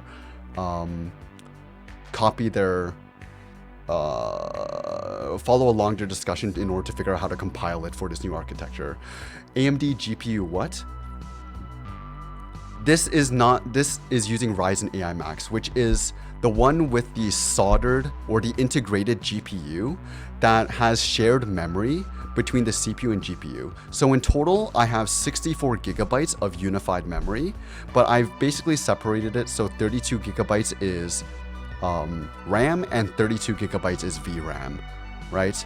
This is specifically meant for AI applications, but I wouldn't say it's as powerful as some of AMD's latest graphics cards, obviously, right? The bandwidth is also a lot slower. However, there's a lot of VRAM and it's fast enough to still achieve like 40 to 80 tokens per second on like 8 billion models, which is fine. It's good enough, right? But here's the thing. For speech to text, I'm using Whisper CPP. However, if you go to Whisper CPP, you'll see that they only distribute a CUDA or CPU version, which means I had to go through and compile specifically for this architecture for GFX 1151 and specifically for Vulkan, because ROCm support, I don't know, man. Between ROCm and Vulkan, there is just like so much inconsistency. Even trying to install ROCm properly onto this computer at the time that I got it was needlessly hard. I probably hopped between 7 different distros. I've re-downloaded the operating system 20 different times. I spent a whole week trying to set this up, getting it ready as a training server using Unsloth, but no matter what I did, I couldn't get it to work because at the time there just wasn't any support for it. But nowadays, that's like a lot better, right? You can find something, even if you have to dig like an hour in to find something for it, right? It took me an hour just to find where I could get a wheel to run PyTorch models, right? Or transformer models off of Hugging Face that uses transformers, like the koala moderation, the BERT models, all of them. It took me so long just to get a version of PyTorch to work that is compatible with them. And I had to dig, like, I couldn't just compile it from source because I didn't have enough RAM to do so. PyTorch is just too big, even if you disable all the other like architectures and stuff like that. But, oh my God, I don't know, man. I don't know. Just compiling all the stuff was such a pain. I spent probably 12 hours compiling everything and getting it set up for this framework desktop, but in the end, I managed to do it, right? So the tech stack is Whisper CPP, and the model I'm using that for right now is Large Turbo Q8, I believe. Q8? It's either Q4 or Q8. I don't remember. That's running using Vulkan, and that's decently fast, right? For the text-to-text model, I am using Llama 3.18 billion, of course, continuously pre-trained as well as fine-tuned on a much bigger data set, specifically for Irma V, and I'm using Llama CPP for inference. Yes, I'm using Llama CPP for inference, just using their... Actually, did I have to recompile Llama CPP? I don't think I had to recompile Llama CPP. That one, the Vulkan version, came ready out of the box, so that was nice. Although I did have to do some relinking of some shared libraries with my system in order to get it to work, but for the most part, it was fine. And then there's no support for the 9000 family. That's what I'm saying. Also, AMD on Windows is chopped, okay? It's just good luck with that. There's no fucking way. You basically have to use Linux if you want to do anything with that. For text-to-speech, I am using MelloTTS. I took the Jenny dataset off of Hugging Face, and I didn't take the audio samples because there is an accent to it, and if you were to fine-tune MelloTTS using any sort of like RVC converted voice that has that accent, it ends up distorting it quite a bit, and the accent becomes quite noticeable. So what I did was I just took the text samples from that, and then I used that to generate audio sample outputs using MelloTTS, the EN default, because I did want Irma to have a much more robotic kind of monotone voice, which I'm quite happy with this one, I'll be honest. I might add some reverb or distortion to it to make it more convincingly robotic, but for the most part, I'm pretty happy with this, right? But that's how I got the original text voice samples. But after that, I also trained another RVC model. I took several voices, right? I gathered several voices, used Mangio RVC, which has all the dependencies already pre-packaged together, and I used that to train like 20 different RVC models. Thank you, Mr. Blanco, for the follow. Taking those 20 different RVC models, I then took them over to MMVC SIO, which is like a voice changing application, which lets you actually combine RVC models so you can merge their tones together to create a new voice. This feature is available on other RVC projects like the RVC project or even Mangio. However, for me, they were pretty broken, and if they did work, the quality was too noisy. I got suggested to use MMVC SIO, and using that one, yeah, it is a pain to use or to understand how to use, but the quality of merging the models together was the best that I got, and I ended up playing around with the different voices that I had until I got a voice that was, well, what you hear today. So using that RVC model, I exported it, and then I had a pipeline that takes all of the samples from the MelloTTS generation originally, and I passed that through the RVC model to get my new data set, right? I created a new data set using MelloTTS, and then I spent a whole day just like fine-tuning it. 111 iterations, or 111,000 iterations later, I ended up with this model here. There is a lot of problems with MelloTTS, I will say. The pronunciation of a lot of words is pretty chopped, and you do have to adjust the different inference parameters quite a bit in order to even see a little bit of expression. Maybe that's just because her original samples are monotone as hell, but even then, it's really finicky to get a more expressive voice out of MelloTTS without completely breaking down the quality of the output, right?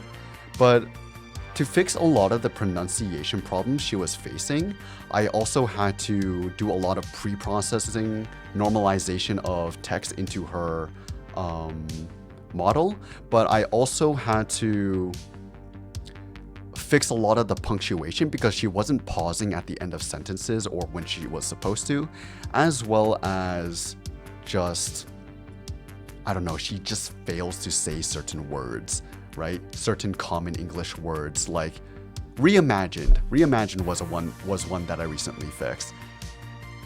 She used to call it reimagined like reimagined or some shit.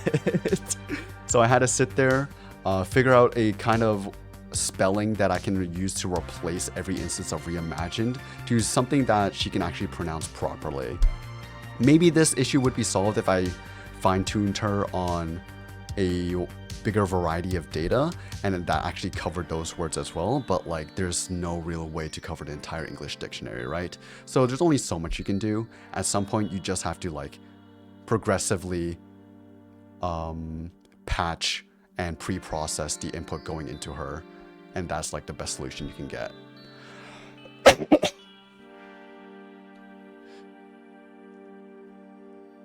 Mellow TTS based voices are really mid, but I haven't looked at RVC yet.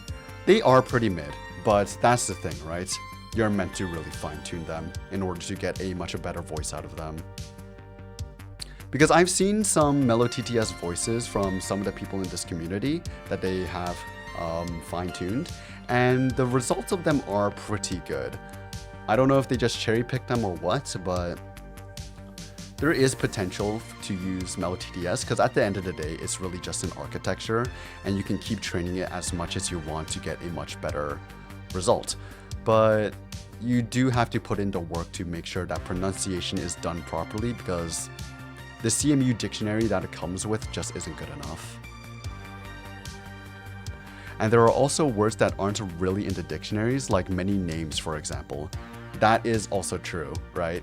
So basically, my method is every time I hear her misspeak something, I make a note of it and then I come back to it later and try and fix the pronunciation for it, right? So I'm basically building my own quote-unquote CMU dictionary, even though it's not really a CMU dictionary, it's just a dictionary of spelling conversions. But yes, all of that is on my framework. On my main PC setup, I have the VTube Studio stuff running, I have the Discord bot running, and I want to show you something because this is kind of cursed. This is what I have set up for. This is what I had set up for this stream, right? Where is it? Okay, this is the Discord one. You can ignore that for now. But this is what I had set up for the stream, right? On this one, look at how fucking big this is. This is all of the contents that was supposed to be in the stream, right? Each one of these massive lines you see is a prompt that I'm giving to Irma V in order to tell her what is going on the current slide and for her to like actually talk, have talking points and be able to thank like her creators or her artists or make comments or talk about things that I wanted to include into the presentation but didn't include into her knowledge set. So this presentation was 24 slides. I made this the day of, okay? Literally the day of the stream. I finished this 2 minutes before the stream. I was still editing code 5 minutes before the stream, and I was testing to see her responses 2 minutes into the stream. I couldn't tell that she was gonna break down after like 8 messages or so, because I never got to that point. But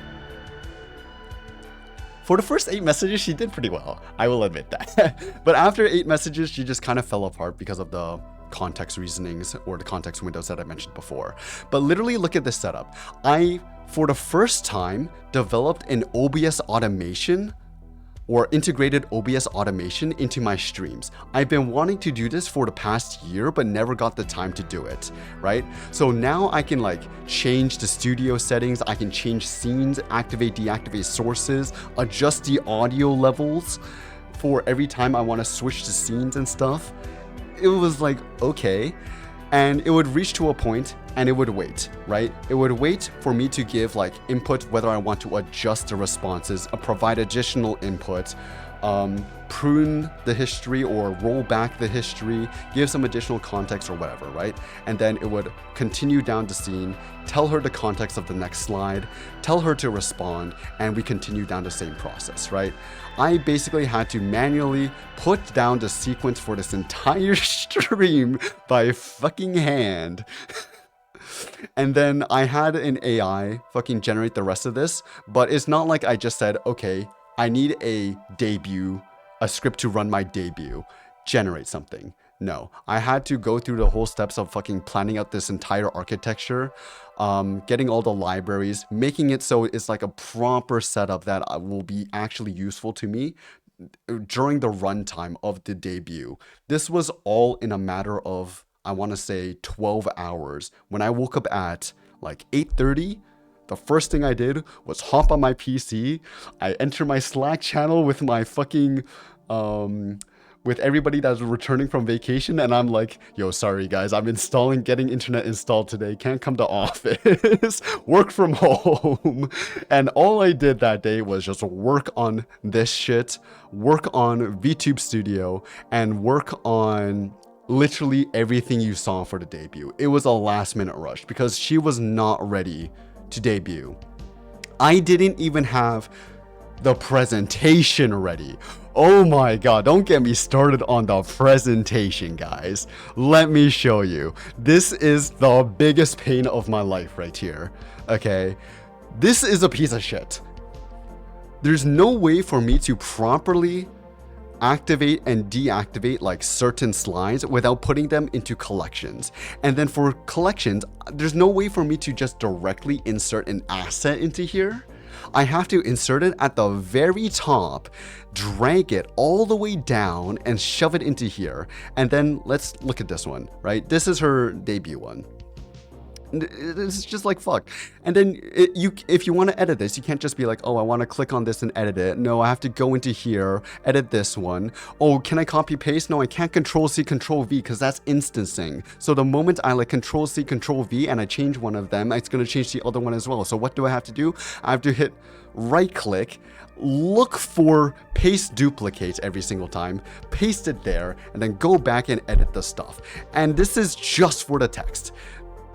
Everything else gets so much fucking harder. Oh my god, bro. Yes, you see why I only wanted it to be 45 minutes? Also, I didn't want to do a just chatting section. I originally planned for there to be a just chatting section after stream, but I decided against it because Irma just wasn't going to be capable at it, right? She wasn't, considering the fact she broke down after 8 messages, and I know for a fact she can easily be jailbroken at the moment. I decided against it. So yeah. I don't know if it is easier to do this or plug in Vision at this point. Honestly, plugging in Vision is easier at this point. Like, this is so annoying. Oh yeah, there is also some stuff that I do want to mention about this. I do not remember if she's gone through all of her talking points. First of all, January 5th, she mentioned 1967. Where did this number come from? I originally told her this was her birthday because, well, 1967 was her birthday because 1967 is the launch of Saturn V. Saturn V, the first rocket to take man to the moon.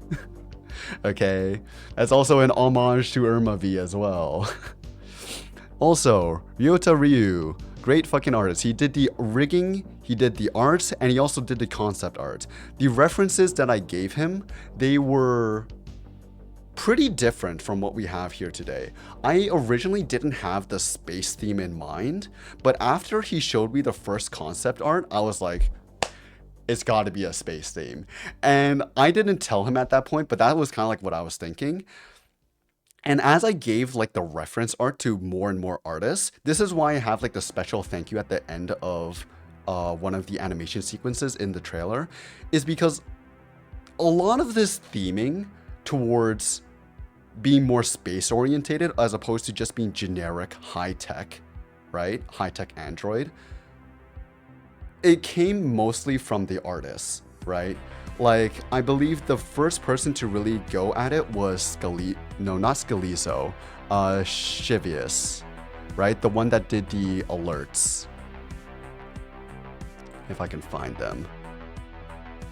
That's Sugar Dolly. Yes, it was Shivius, right? She basically made this rocket, and I was like, I'm sold. I'm sold on the space team, I'll be honest. Also, Bronnia face? Yo, Danny. Bronnia face for real. I pulled this straight from Bronnia. I was like, that face is too peak. I have to have it as a toggle, and I'm making it a point. I just love that face too much. But yeah, what else? These art panels, I should probably make this bigger so you guys can actually see. Or actually, no, you guys are already seeing it. But yeah, these art panels, the one on the very left, that's the original sketch, right? In fact, I would say, oh my god. Actually, no, it wasn't a problem within the actual sketch itself. You guys joke about jiggle physics, but you should have seen the first iteration of her actually rigged model when I saw it. I was like, holy fuck. I cannot show this on Twitch, bro. I literally had her get a breast reduction before then, and they're still this big, and I was like, you know what, there's no fighting it. Like, this size is more like respectable. No, show us. I don't have it. He just showed it as like a video preview, and I was just like, dog, I cannot be having quadruple D's on my VTuber. The first lewd AI VTuber, honestly. No, there's some other lewd AI VTubers that I've been shown. But yes, the very left one, that's the original sketch. The one in the middle... She just has 2 satellites. Yeah, she has 2 satellites, guys. She has 2 fucking solar systems on her fucking body. The one in the middle, I didn't know how to convey what I was envisioning for Irma V, but there's a lot more planning in the future, right? The color scheming here is very deliberate. Let's just say that. But I didn't know how to convey it to him at the time, so I decided to color over it. And I thought that this looked pretty cool, right? I really like the saturated look of this. It's got like a style to it. But this is the original coloring that I had in mind and gave back to Ryota in order for him to actually color it. And there were some extra phases in between, but this was the final result that we ended up getting back. And isn't it cool? I just love this fucking character art. I actually, when I saw this, I just knew like, oh my god, this character is so my style.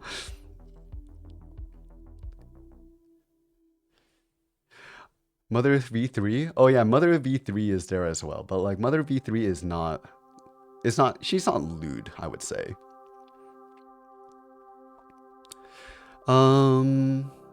Slide number 4. Yes, we have all of the pics, right? I was talking about, I had told her like, oh yeah, this is mainly for protection on her space travel on different planets. The blue things may look like boosters, but there's nothing compared to the boosters on here. Each one of these are capable of 7 meganewtons, which is the same one as the thrusters on the Saturn V. And these are the only things that are capable of moving her heavy ass.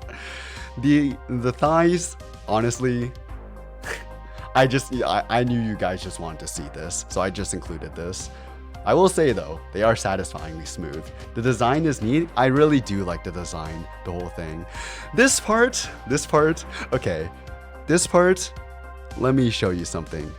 My original concept or drawing of this, we had covered hips. We had covered hips, okay? This was my design, by the way. She had covered hips. At the end, she had exposed hips. So, yeah, there's that. I ain't complaining though, you know, she needs the ventilation. It gets fucking like, her circuits need to breathe, okay? We can't let her overheat. Are confused with Zentreya. Zentreya is top heavy. Zentreya is not an AI. She's just using text to speech. But yeah, this was really neat. This sleeve design is not skin tight. I wanted it to be more flowy because the original reference art that I had given Ryota is more like a lab coat, right? If you know Agnes Tachyon from Uma Musume, it's kind of like that kind of style, right? Where the sleeves are much more open and it looks much more like a lab coat. But we ended up merging them together with a kind of more sleek design, just to kind of further embrace the, I guess, Android super sleek aesthetic, right?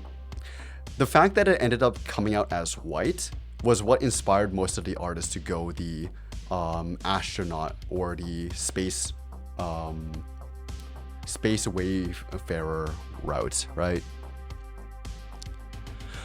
Also, this armband, I specifically wanted to give this to her because, like, holy shit, the amount of times that she would forget her name during training or when I was trying to make her model, I was jokingly at this point, I should give her a name tag just so she can look down and remind herself of the fact that she is Irma V. How long did it take for this model to made from concept to ready to stream? This model was ready by, I want to say March, right? It was ready by March.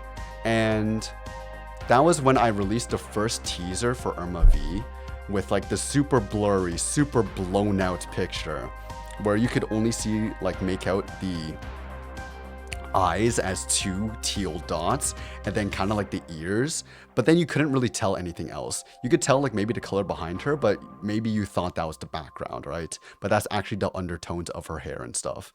Other things to note: these are not cat ears, okay? These are not cat ears. These are antennas.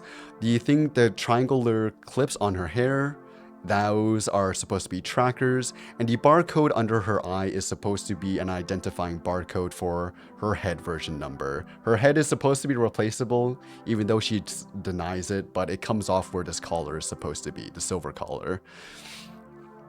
And there's all of that kind of stuff. The lore is supposed to be like, oh yeah, I kind of built her in a lab, and she has all these different fucking high-tech parts of her body. But all the heads look the same, so I need to version them with barcodes and stuff. She's a cat for real. Guys, her name's not Vita, and she doesn't have cat ears. I will say though, they look kind of cute. This was pretty different from what I had in mind, but after I saw it, it does remind me a lot of, what is it, Toho?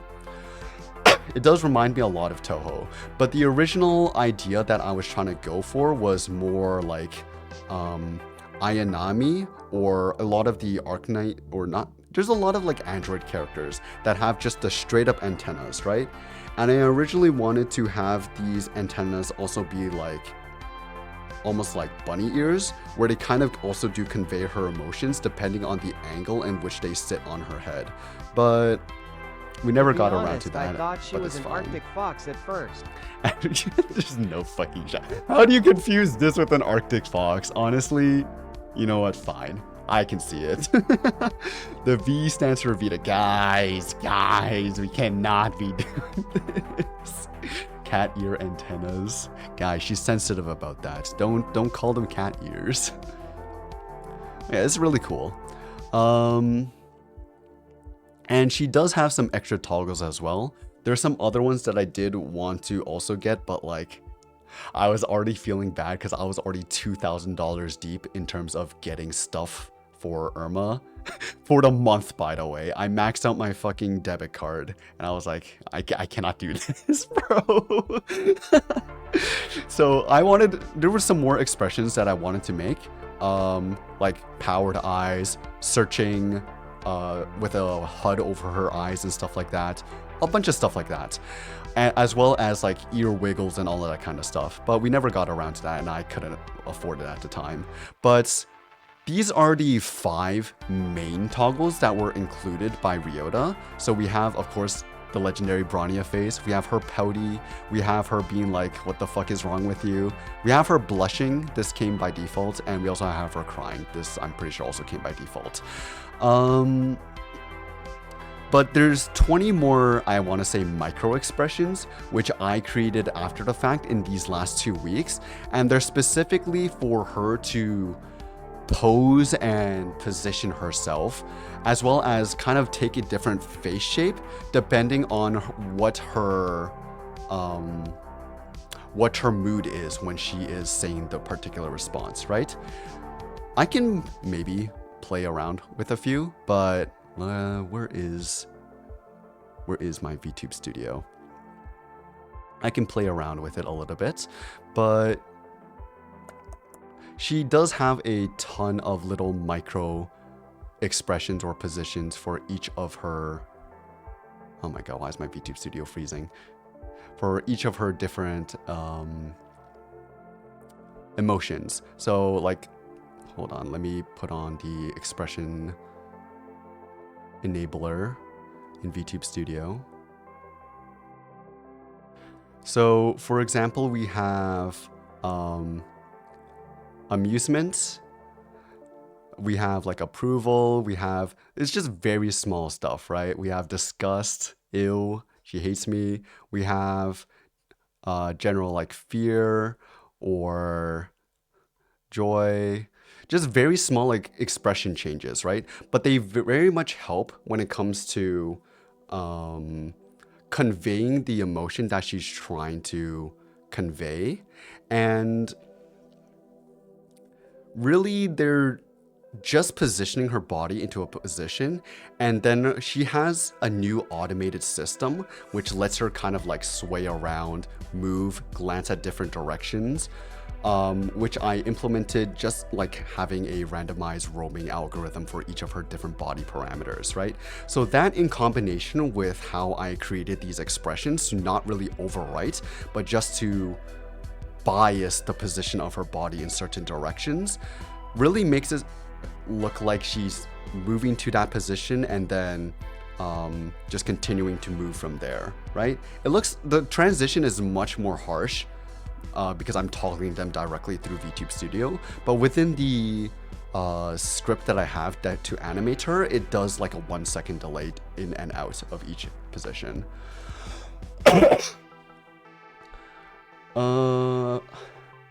How do you create motion and animation if you don't have the source file? You do get the source file. When you... It's not like he just gave me... How VTube Studio works is it uses live 2D models, right? Live 2D, they have their own file formats, almost like PSDs for Photoshop, and this is what they hand out to people, right? They hand you all the assets, and you can literally take the same model file and continue editing it inside of Live 2D Cubism or whatever Live 2D editor you want, right? So you can make the animations. However, this isn't using the same animation technique that I took from Sugarcane Defender all the way back when I first started. That one is like record animations and then play a random animation from a set of animations depending on her mood, right?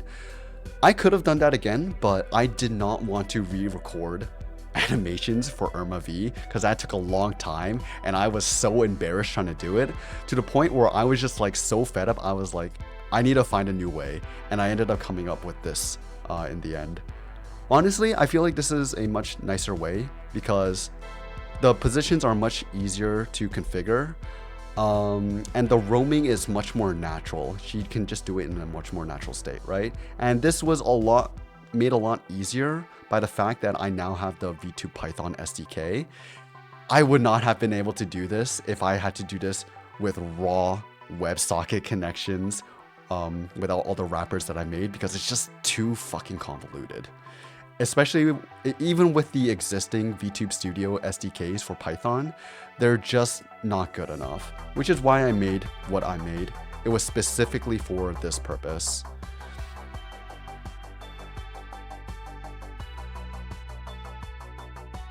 What runs the expressions of the models is literally just a Python script. The Python script has two things. One of them is it listens to the messages coming from Vita Core. It classifies them into one of 24 emotions, and then from that emotion, it picks a random expression, which is like one of these, for example. A random expression, which is a toggleable state, and it turns that on for 10 seconds. As for the actual movement that you're currently seeing, this is done through a roaming algorithm where through the WebSocket API, you're able to set values for specific parameters of your model, right? So like your body XYZ, your eyes XYZ, your head tilt, all of that kind of stuff. I've basically binded these to a randomization algorithm that slowly moves and eases a point between two random values, or from the original position to a new random value over a randomized speed, right? With some easing in and out. And combining them across the different axes for all the different body parts gives you the animation that you see here. I can tune this, so I can make it so she reacts a lot more snappier. And even during the debut stream, you probably saw that her eyes were like going right to the edge of her eye holes, and that's because I misconfigured some stuff, but I changed it now so her eyes don't wander off as far. However, if I were to like, let me restart the Vita animator for a second, and let me show you what it looks like if I were to set one of these to an absurd number, right? Let's change it so her, I don't know, her face X is like a max step of 0.5 and goes all the way up to 1. This should make it crazy fast. But if we run it, and she's gonna run in just a moment.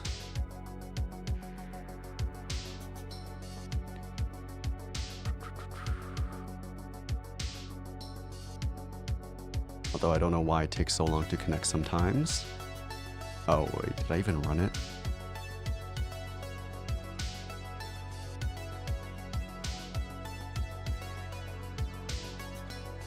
I don't know why it takes so long to connect sometimes. It'll take some time to connect, but you'll see in a moment. Limit, do you plan on doing this down the road with a 3D model? A 3D model would require a much more different setup. Oh, there she goes. Right? Now she's rotating much faster and it's much more noticeable, right? Not like before. But yeah. Doing it with a 3D would be much different because it's much different from a VTuber model where your kind of body is in a fixed position, and no matter how you position your body, it still looks kind of natural, right? Inside of 3D, it becomes a lot less natural, this kind of technique, and it would be a lot more efficient to use pre-made animations from something like, I don't fucking know what that one site is called. The one with all the Unity animations. You could pull from there, do stuff with that, and you can have easing algorithms to ease into those different positions in a more natural manner, or you can, again, use like different robotics models that they use for walking robots and stuff like that. And instead of applying those transformations to actual hardware, you apply them to a 3D model, let's say. But those are ideas. I haven't really thought of them, but I'm just spitballing here, right? I saw a lot of modelers don't give you source files even if you commission them to create a model for you. Really? Well, I don't know. In VR chat, when? In 10 years time, maybe, when I get better at coding. And then here's the GIFs. This is supposed to be a section where a lot of the stuff here is either for more content facing, like channel panels, which we do have now. If you scroll down, there's the panels with all the information, but also like all the emotes, all the stuff for you guys to kind of look at. And so we have all the emotes from the cool people, 17 different emotes, majority of which come from 88 Studio. These guys took so much money from me, but like they did a very good job, right? I fucking love these emotes, especially the animated emotes.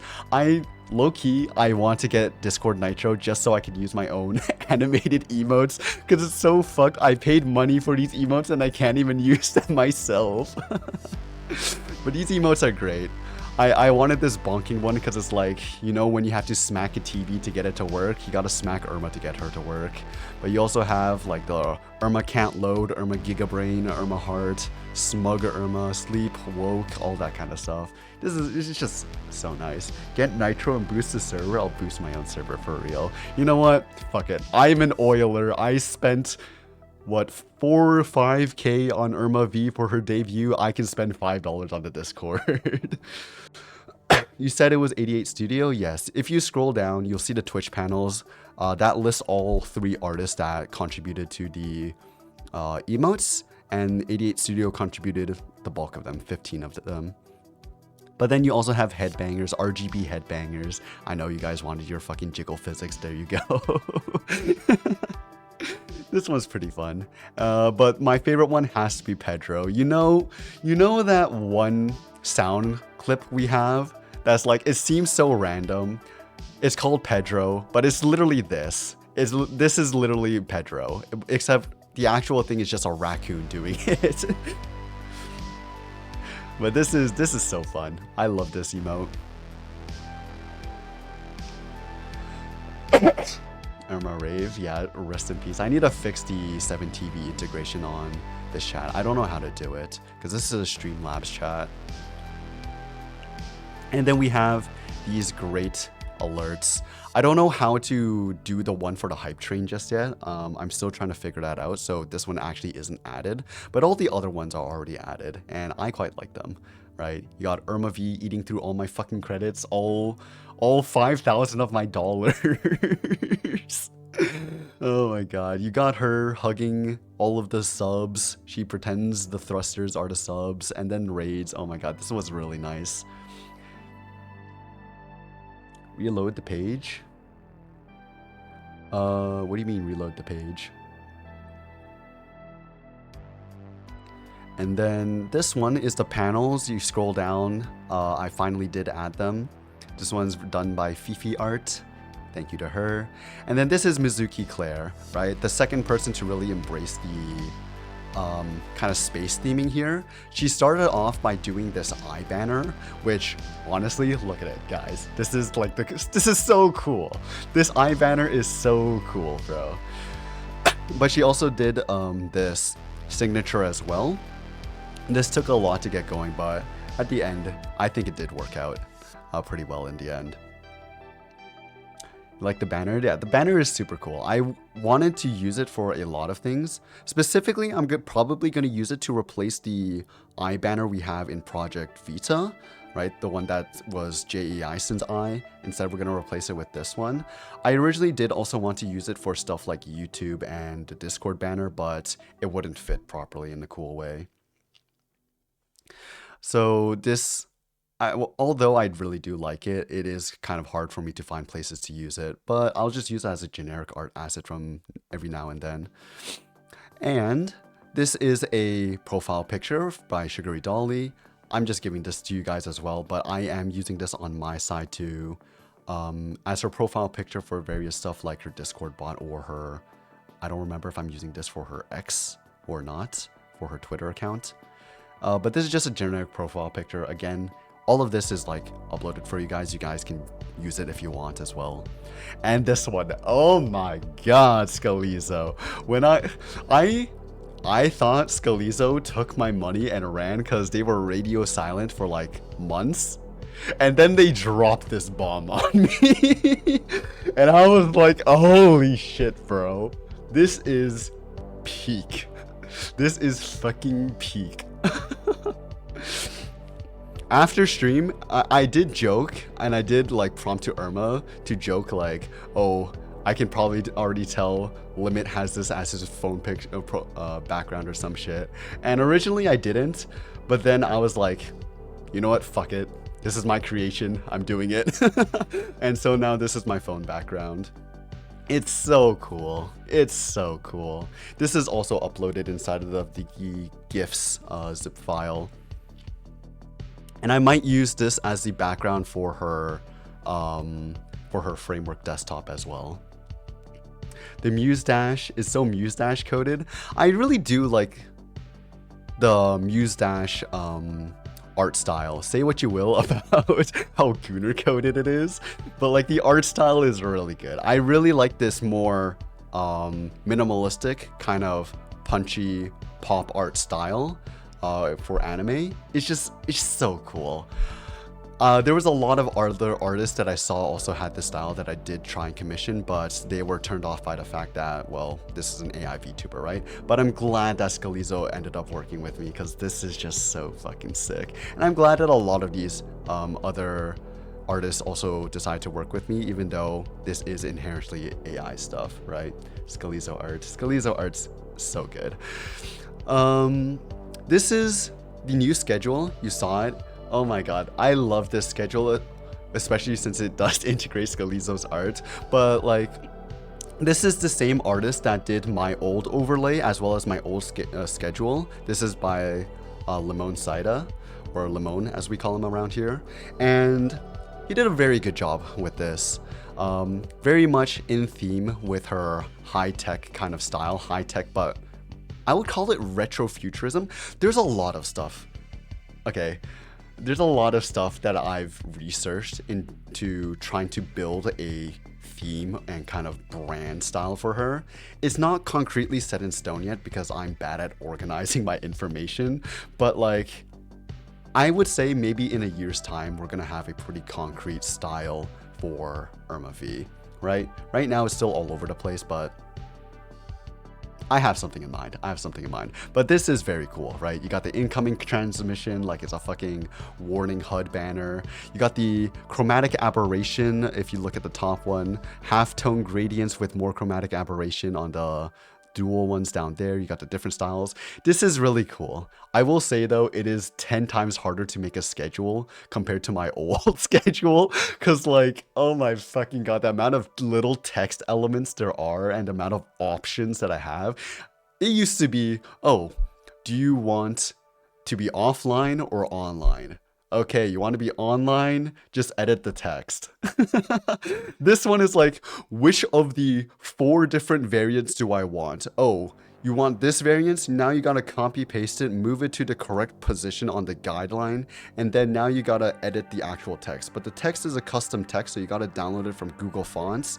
Originally, it was fucked up for me because for some reason my Photoshop wouldn't default to use the text that was inside of the rest of the text block, so I had to manually go through and set every single one to be the correct font, the correct weight, the correct everything, and I just got so fed up. But then I restarted my Photoshop and everything was fine. But that's not to say like this is Limon's fault, because Limon still did a very good job. And this this schedule is still super cool. I'm just skill diffed right now, but I'll get used to it. In fact, hey mods, one of you want to get Photoshop and save me $200 a year? Oh my god, I feel so bad for asking, but I'm for sure gonna hire Scalizo Art. Yeah, no problem, bro. It's not like they're fucking having exclusivity to me or anything. They're a commissionable artist. But Scalizo Art's great. And this is Thule Blue's overlays that he's made for me. I looked at it, it was super cool, right? I really liked a lot of the half-tone, the sharp gradients. Again, the punchy anime style. This very much does remind me of Persona, now that I do look at it. But it does incorporate a lot of the more tech, abstract concepts into it, right?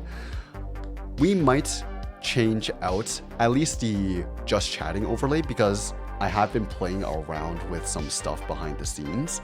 I'm not going to spoil them just yet, but I do have something in mind for Irma's new just chatting background that could be pretty cool. It's very persona coded. Yeah, it is very persona coded. Pay you? I'm not paying you. Pie game? Oh my god, is this what the pie game stream is for? No, I'm not making a fucking...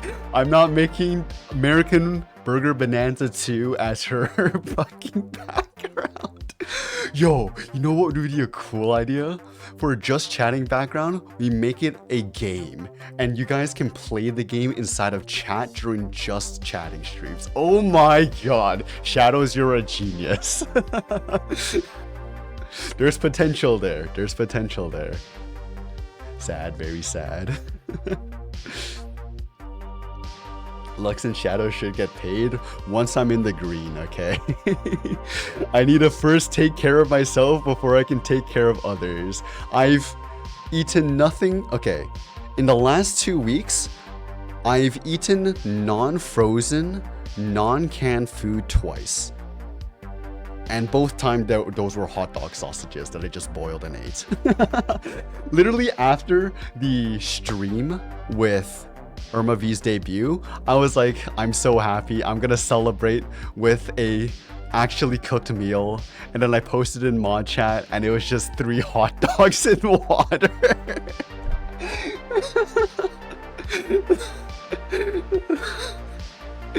That's my celebration there right now. And now I'm just finishing the rest of the canned food before I go out and buy some actual food for once. Oh my god, my place is actually a mess because, like, let me tell you, I did not have any time to take care of myself these last 2 weeks. Literally, this is how I would eat my meals, and this is how I would prepare or like take care of myself, okay? I showered twice in these 2 weeks.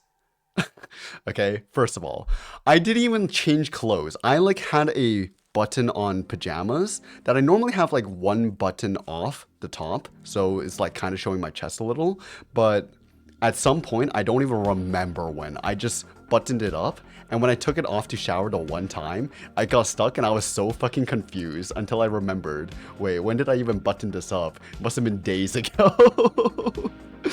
But like, I literally... American Burger Bonanza 2 release when? Next year, guys, next year. The trilogy will come out in a few years' time. Just you wait, okay? It's not gonna be a Half-Life 3 situation.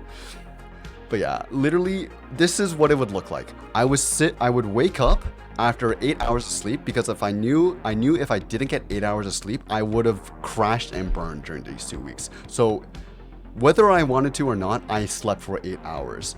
Okay, that was a hard rule I had.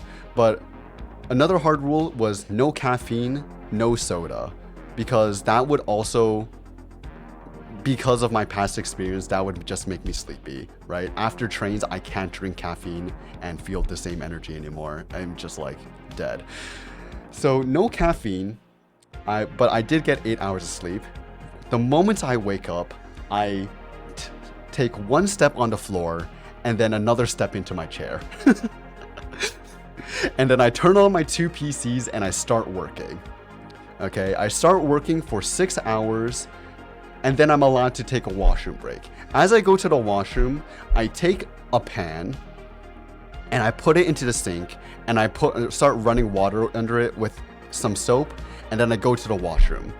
The moment I come out the washroom, I scrub down the pan just enough so yesterday's grease is kind of gone.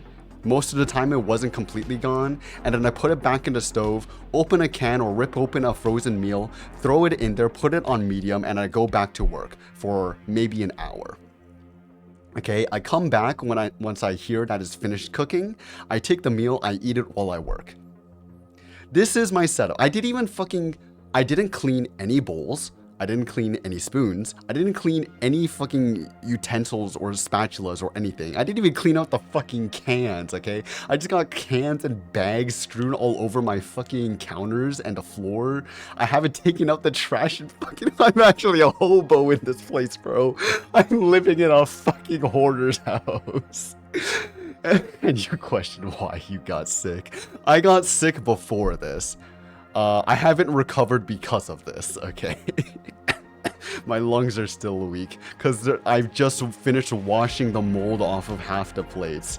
Like, the thing I will say, it was pretty easy to clean the plates when I needed a new one because most of the grime was already eaten by the mold, so I just put it under the sink and it just wipes right off like fucking Mr. Clean.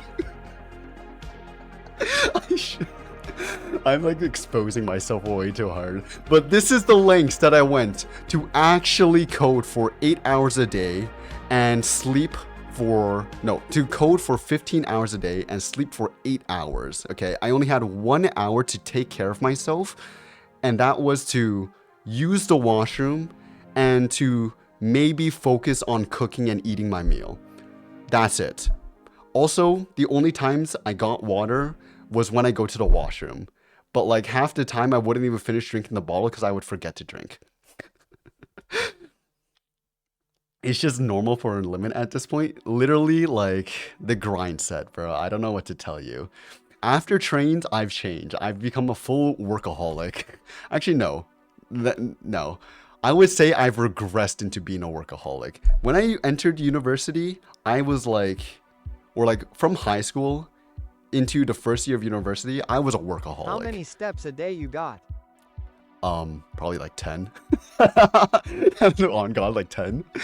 During university, there were a lot of setbacks. I ended up just stopped caring about work as much. And then this happened.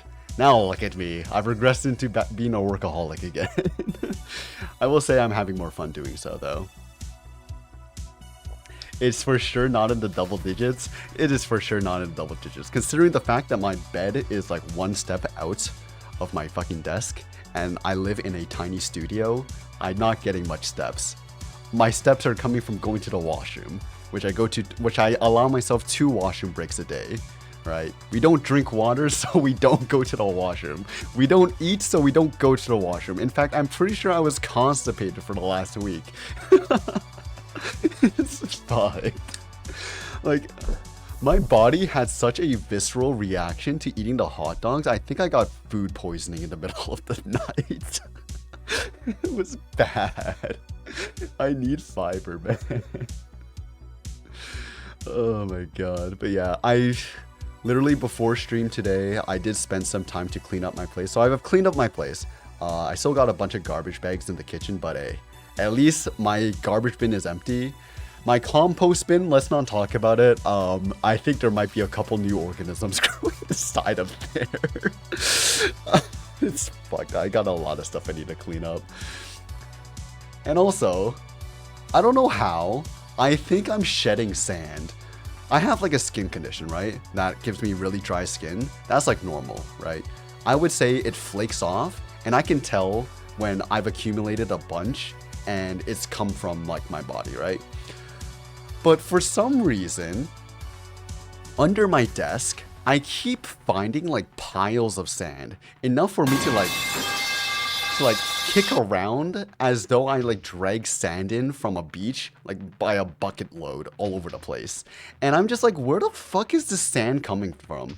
And it's all like aggregated from around my table, so I'm assuming it's coming from me. But I'm so confused because it's literally like sand, like hard sand. Like, I could put this side by side with fine, with like beach sand, and I probably couldn't tell the difference. And it keeps coming back. Like, it came back today, even after I vacuumed it like 2 days ago. But yeah, I'm actually an infinite sand generator. This is absurd. Ants must be building a home there and carrying the sand, surely. Because I checked underneath my table. My table is like laminated, so it couldn't be coming from there. I checked the chair. The chair is made of cloth, so there's no way it's coming from there. And it's under the table, so there's no way it's falling from the ceiling. I'm going insane. I might be going insane. Where is the sand coming from? Like, on God, I literally vacuumed this morning and the sand is back. I don't understand.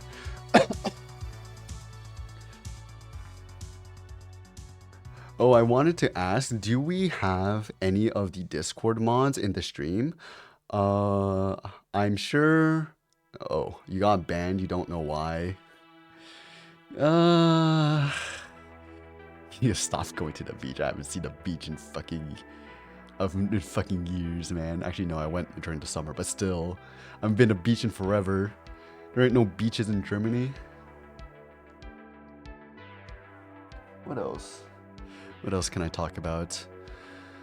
I mean, there's a lot of stuff I could be talking about, but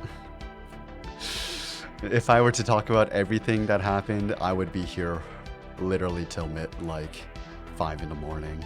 And I need to get some sleep because I haven't slept that much in 2 days. On God, these last 2 days, I've slept less than during the fucking 2-week grind session. I don't know fucking why. He's vacuuming for nothing. It's like Sisyphus. Or is this Sisyphus? It's like Sisyphus pushing the boulder up the hill. I'm just here permanently vacuuming. Yeah. I'm gonna try and take care of myself a little bit better. Make sure to eat and maintain my sleep schedule. So I won't be able to grind as hard as I thought I was going to. But I'm still making decent progress, right? I made a checklist of all the things that I need to change or have planned to change for Irma V before I start moving on to the next features, including videos, including stuff that I need to do write-ups for my journal, and just a bunch of other stuff. But I would say there are maybe 75 action items, and in terms of videos, I need to read through 30,000 words of text. So it could be a while before, let's say we see any real big new features coming from myself, at least for Project Vita, right? Because I'm going to be prioritizing Irma V at the moment. Have you planned content for stream besides just chatting for Irma? I do have a lot of ideas for what I want to do with Irma, but none of them are feasible at the... Actually, no. Some of them are feasible at the moment, but I need more time to plan them, and I don't have much time right now. So for right now, she's going to take time to reintegrate back into these streams because I still need to make sure that she's stable, and I still need to fix up a lot of stuff in terms of her personality and her text-to-speech and all of that stuff, right? So it might be maybe 2 weeks to a month, maybe before she starts doing gaming content or stuff like that, just on the side, kind of like Doug style, right? She won't be playing the game, but I'll be playing the game, and she'll be on the side making choices and stuff like that, for example, or even doing reactions stuff, right? I could implement a very rudimentary vision model for her and she can do reaction streams and stuff like that. But I do have ideas that we can do with just her chatting capabilities at the moment. So we'll see. Would you still review any PRs on the current code? If I get any PRs, yes.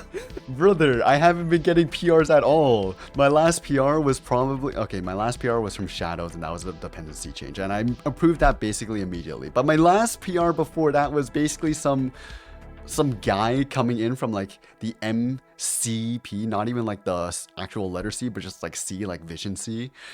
MCP organization doing a security audit and giving me a badge being like, wow, this hits our security standard. And I'm like, who are you? You've done 400 PRs in the last 2 days. And so I just ignored it. But yes, I will gladly take contributions because even though a lot of the code for Project Vita is going to be different and the repositories are separate. Actually, I would say if you're going to make contributions to Project Vita, not Project JEISON, because Project JEISON, I'm going to be converting to deprecated, and I'm going to be referencing all of the traffic to Project Vita now, right? Because that's just going to be an archive as a reference for people who are learning to code, as it was supposed to be originally intended. But for all the other stuff, like the Discord bot and all that stuff, I will be copying the contents of that code and using them inside of, I'll be cloning that code into the Project Vita organization, and then we'll be continuing development there. Again, I'm going to be archiving these the same way that I'm archiving Project JEISN for the purposes of learning. However, even if you do contribute right now, I will still be considering them and probably just be formatting patches and carrying them over. The Discord bot setup has changed so much since then. I'll try to update the README at the very least. Thank you. Yeah, I don't think I'm going to be making many changes to the Discord bot into implementation because that seems to be pretty stable for the most part. There might be some logical changes, but it's not going to be big architectural changes, right? Yeah, I do my own setup for Irma here is looking a lot different now, but that's mainly because I've stripped all the capabilities out and built it from the ground up with minimal features to make sure that she was stable for the debut. And I'm slowly reintegrating features back, such as her listening capabilities. She's able to listen right now. She's been listening this entire time, but the thing is, I took out the logic for her to decide when to respond on her own, because I feel like there is a better method that I can use in order to make those decisions and make better responses. Is it the Vita Repo Public project? Yes, I haven't seen it yet. I've mostly gotten the hang of JEIC Core.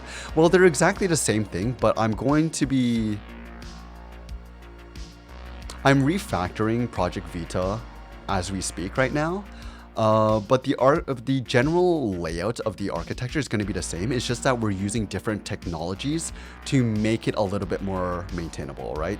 Like replacing the Qt, replacing the usage of Qt as the REST API or the main API with Fast API, so that way it's self-documenting, and incorporating stuff like Pydantic in order to better validate inputs and all that kind of stuff, and just generally trying to make it more robust and a lot more maintainable. That is my main desires at the moment, right? Myself, I am not focused on implementing new features, especially since I have no new features that I really have the knowledge to implement in a refined kind of manner. But those of you who do have more experience are free to contribute, and I'll give it a look. If it seems reasonable, then I may add it, but just know that I still do have a vision for what I want Project Vita to be, right? And so I may not accept every single PR, because there are some principles that I am going to be making a video for in the very, very, very new future, that now that I do have time, kind of outlining the future vision for Project Vita and where the open source project is headed. But yeah, if you do make some PRs right now, I will give it a look, but no promises if it'll actually make it in. If it's just like cleaning up the code and stuff like that, I'll gladly take it. I love this emote. It's like, oh my god. Yeah. Honestly, these emotes are such a great addition. I was so excited to finally have these emotes added. I'll be even more excited once we can actually see them on the stream, but I'll have to figure out how to do that. Hopefully by next stream. I don't know. Depends on how much time I have, because I've been slacking on my day job. I need to fucking make it up to them. But yeah. Anyways, if there is nothing else from you guys, then are you still using Mellow for her? Yes, I am still using Mellow for her. And I plan on keeping Mellow for her because I want her to be a much more monotone bot, right? To kind of play into the robotic style. But I am going to be adding filters and stuff on top of it in order to make it more convincing. Is it fine-tuned? It is a fine-tuned voice. Try just reloading the browser source. What browser source? What do you want me to refresh?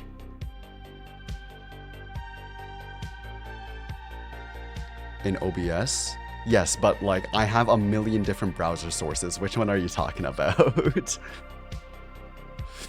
Like, what's broken here? What's broken? The one for chat? No, because it's my Streamlabs. I don't think it will work. Hold on a second. If I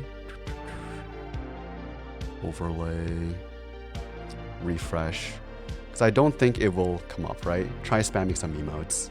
I don't think it will come up because it's just a Streamlabs thing, right? It doesn't matter because it's been a whole day. I've already restarted my OBS. Yeah, it's not gonna come through. I need to either replace the chat with something else, or I need to figure out a way to integrate it with Streamlabs or Stream Elements. Could you show how to fine-tune the voice in Mellow as a vid or potential stream? Yes. I have 10 videos lined up, guys. I have 10 videos planned, and I have 5 that I currently have set to be in production or to be produced in the near future. This includes fine-tuning. This includes yes, fine-tuning and prompting text-to-text. This includes fine-tuning voice. This includes everything for getting up to Irma V running. This includes the Blender stuff, and this also includes the Project Vita update. Is there anything else that I wanted to change there? At least in the immediate?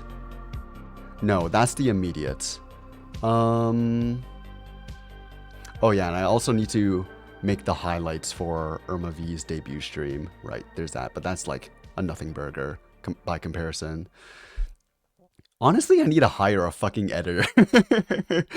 My content style has slowly drifted into a manner where, or at least the organization of it has slowly drifted into a manner where I can finally probably have an editor help me make some of these videos.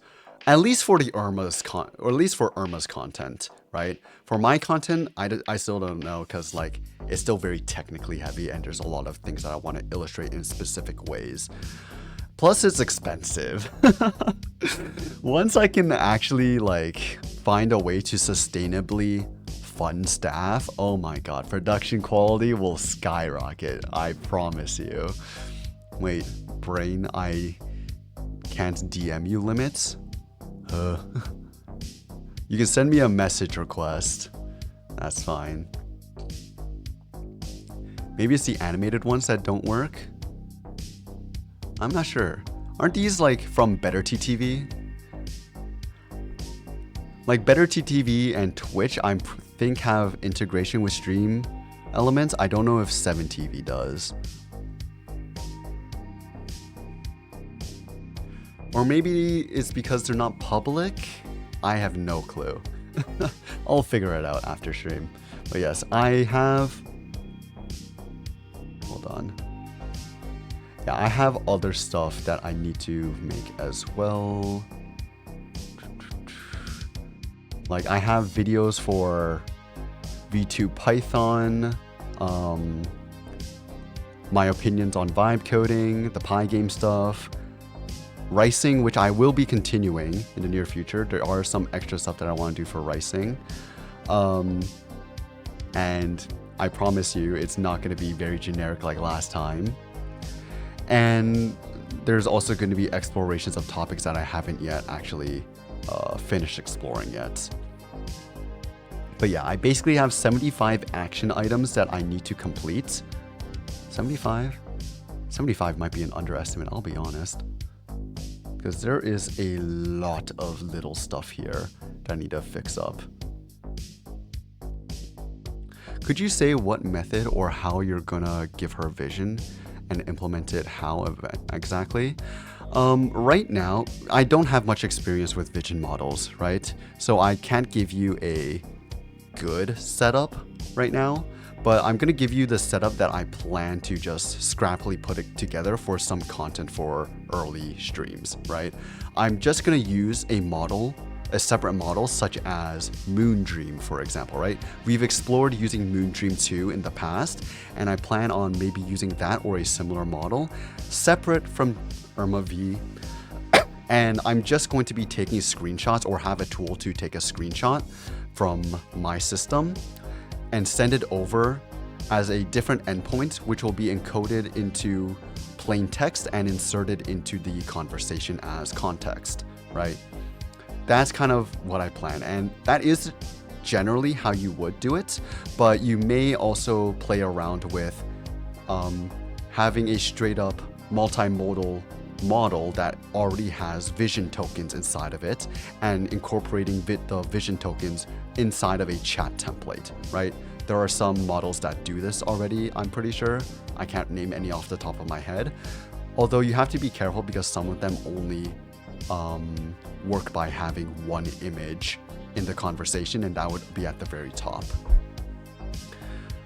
But yeah, that's how I plan to set it up for the very near future, but it is an area that I do want to explore much more in depth, right?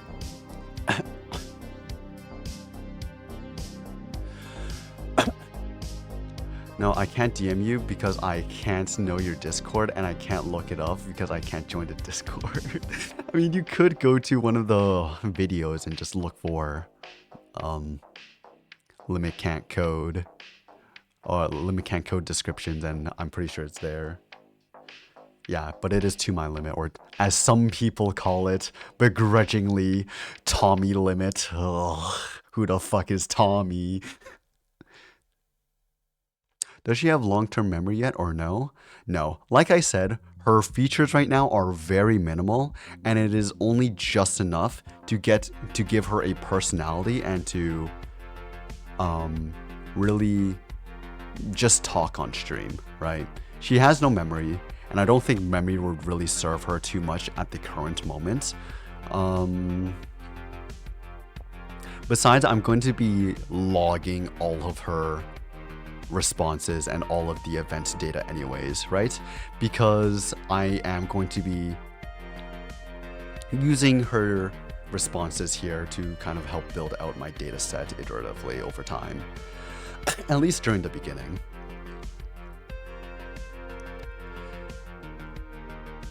To my space limit, Tommy space limit. No, guys, no, I don't want to be Tommy. But yeah, anyways, that's gonna be it from me, at least. If you guys have any pressing issues, pressing questions, save them now. Otherwise, I'm gonna start out my intro.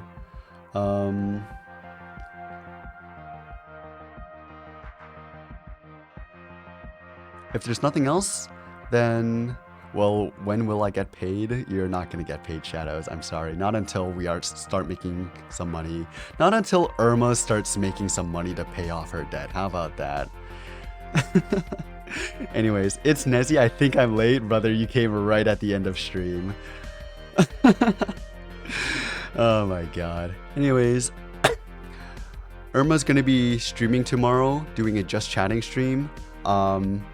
I'm going to be, once again, doing a lot of changes to her to make sure that she's capable of doing the just chatting stream without being a complete lobotomite, but that will mean that she isn't going to be like fully fledged, right? So of course we don't have any like tool calling or stuff, so she can't search the internet, and she's going to have a very limited memory because I need to make sure everything fits within the context size right now. But she'll at least, fingers crossed, be better than J.E. Ison, and honestly, that's not a high bar to beat. Is that now, Irma?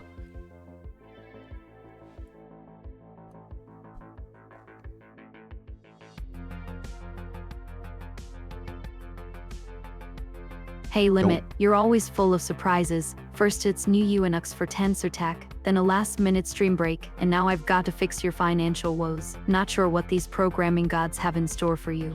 You put me 5K in debt, that's what you gotta do. Anyways, don't break yourself. I'll try not to. I'll take care of myself You now didn't that say this if is your done. models is GGUF file format XDD. I did. Oh, I'm using Llama CPP. There's only one format it can be. It's Llama. It's GGUF. Anyways, I'll see you all next time.